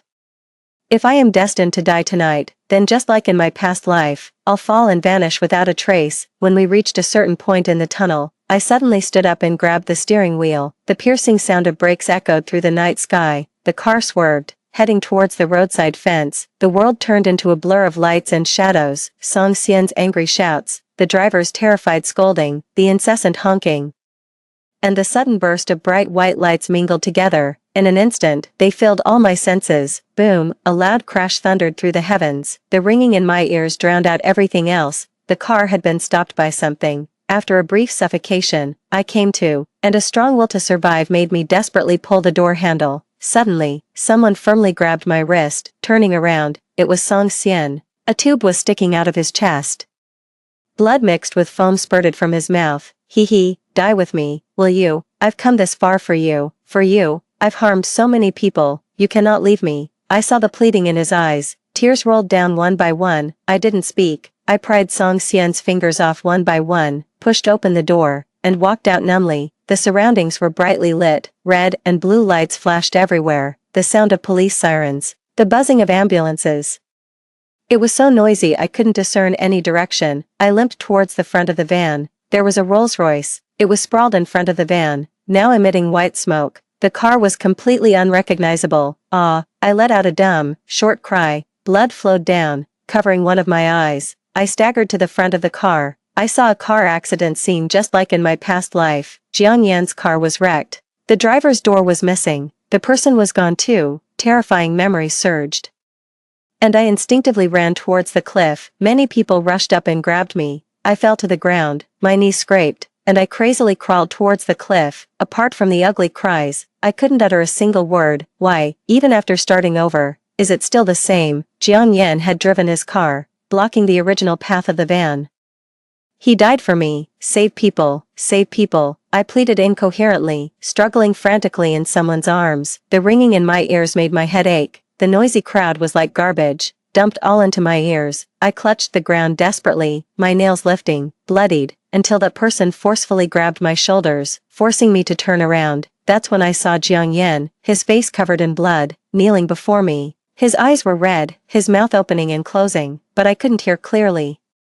My teeth were chattering, my arms trembling, even my skin was quivering, like a hideous, terrifying monster. My fingers were deeply embedded into his flesh. Jiang Yan hugged me, stroking my hair. It took a long time before I could barely make out his words.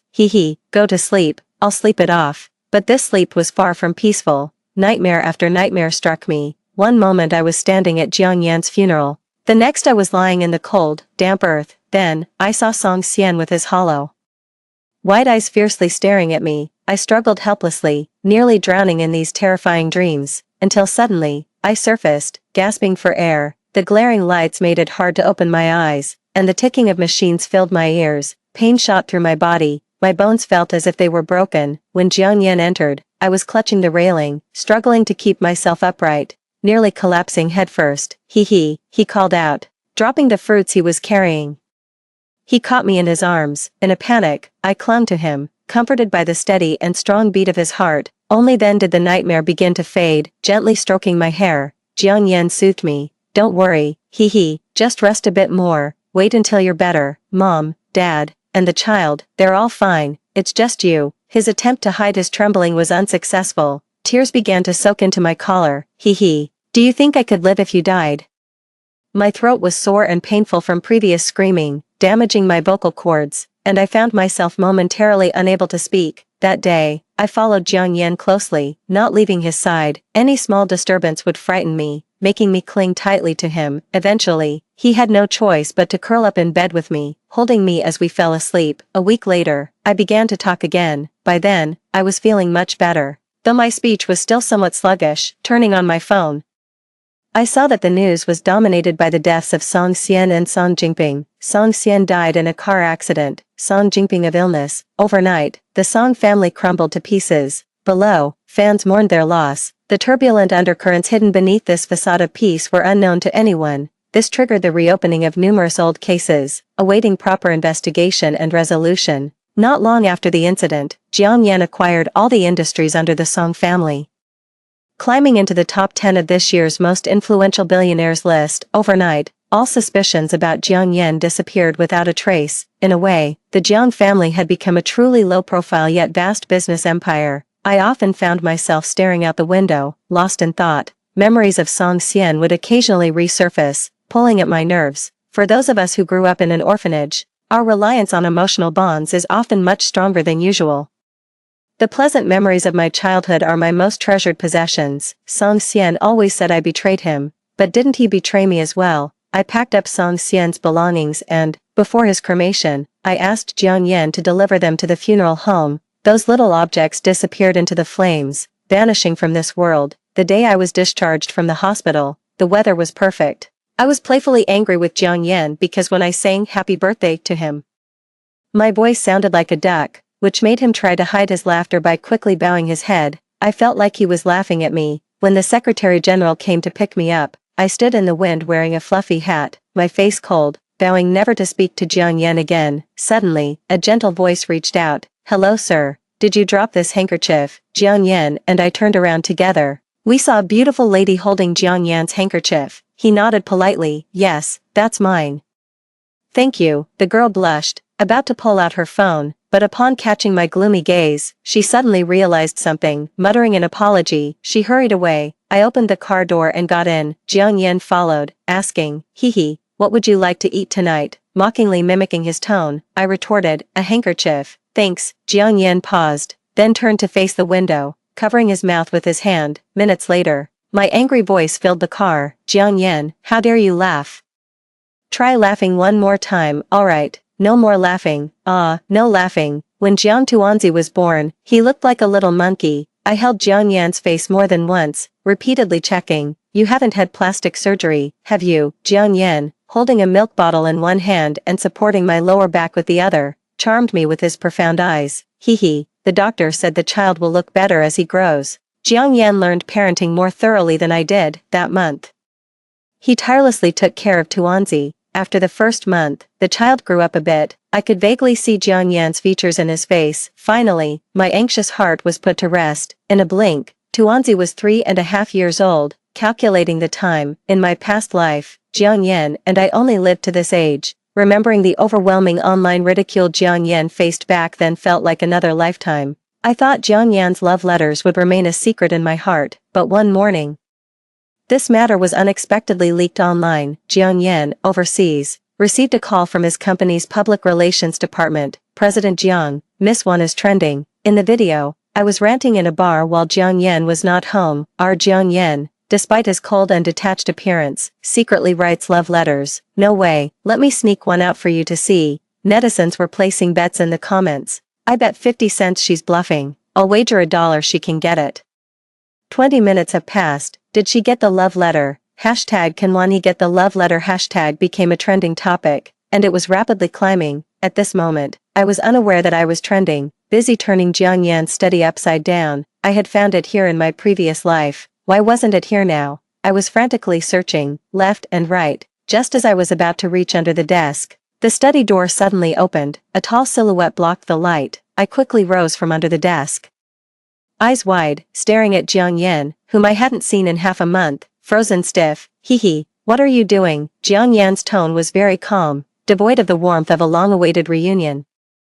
I grabbed Tuanzi, who looked utterly confused next to me, pushing forward. I honestly admitted, "She did it, and I was just cleaning up the mess." Jiang Tuanzi, with his toothless grin, called out in a baby voice, "Daddy." Jiang Yan naturally picked up Tuanzi, glanced at the open safe, and raised his eyebrows slightly. "Tuanzi is really smart, even knows the password." "Yeah, haha." I laughed awkwardly and watched in despair as Jiang Yan handed Tuanzi over to the nanny. As the nanny left, she kindly closed the door behind her. I heard Hee went to the bar while I was away. I was doomed. Could he possibly know about my comments on the handsome guy? Just as I was about to discreetly slide under the table, Jiang Yan effortlessly pulled me out from under it, and placed me on the table. With a click, his watch came undone and fell into the chair. Terrified, I immediately confessed, "Sorry, I just took a glance," and politely complimented them. Jiang Yan paused and asked softly, "Them?"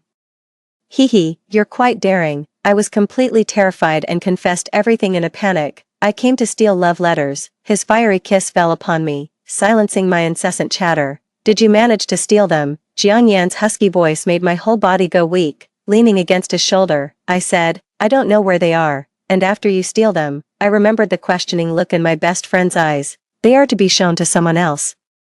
Jiang Yan's low chuckle sounded in my ear. "Hee, some things aren't meant to be shown to others." "You're lying. I've seen them myself." My words suddenly stuck in my throat. in this life, everything has changed. In the past life, despite such cold treatment, Jiang Yan's love letters were deeply affectionate. Who knows what he could turn them into now? Realizing something was amiss, I said, I won't look anymore. That won't do. Jiang Yan held me and brought me in front of a cabinet.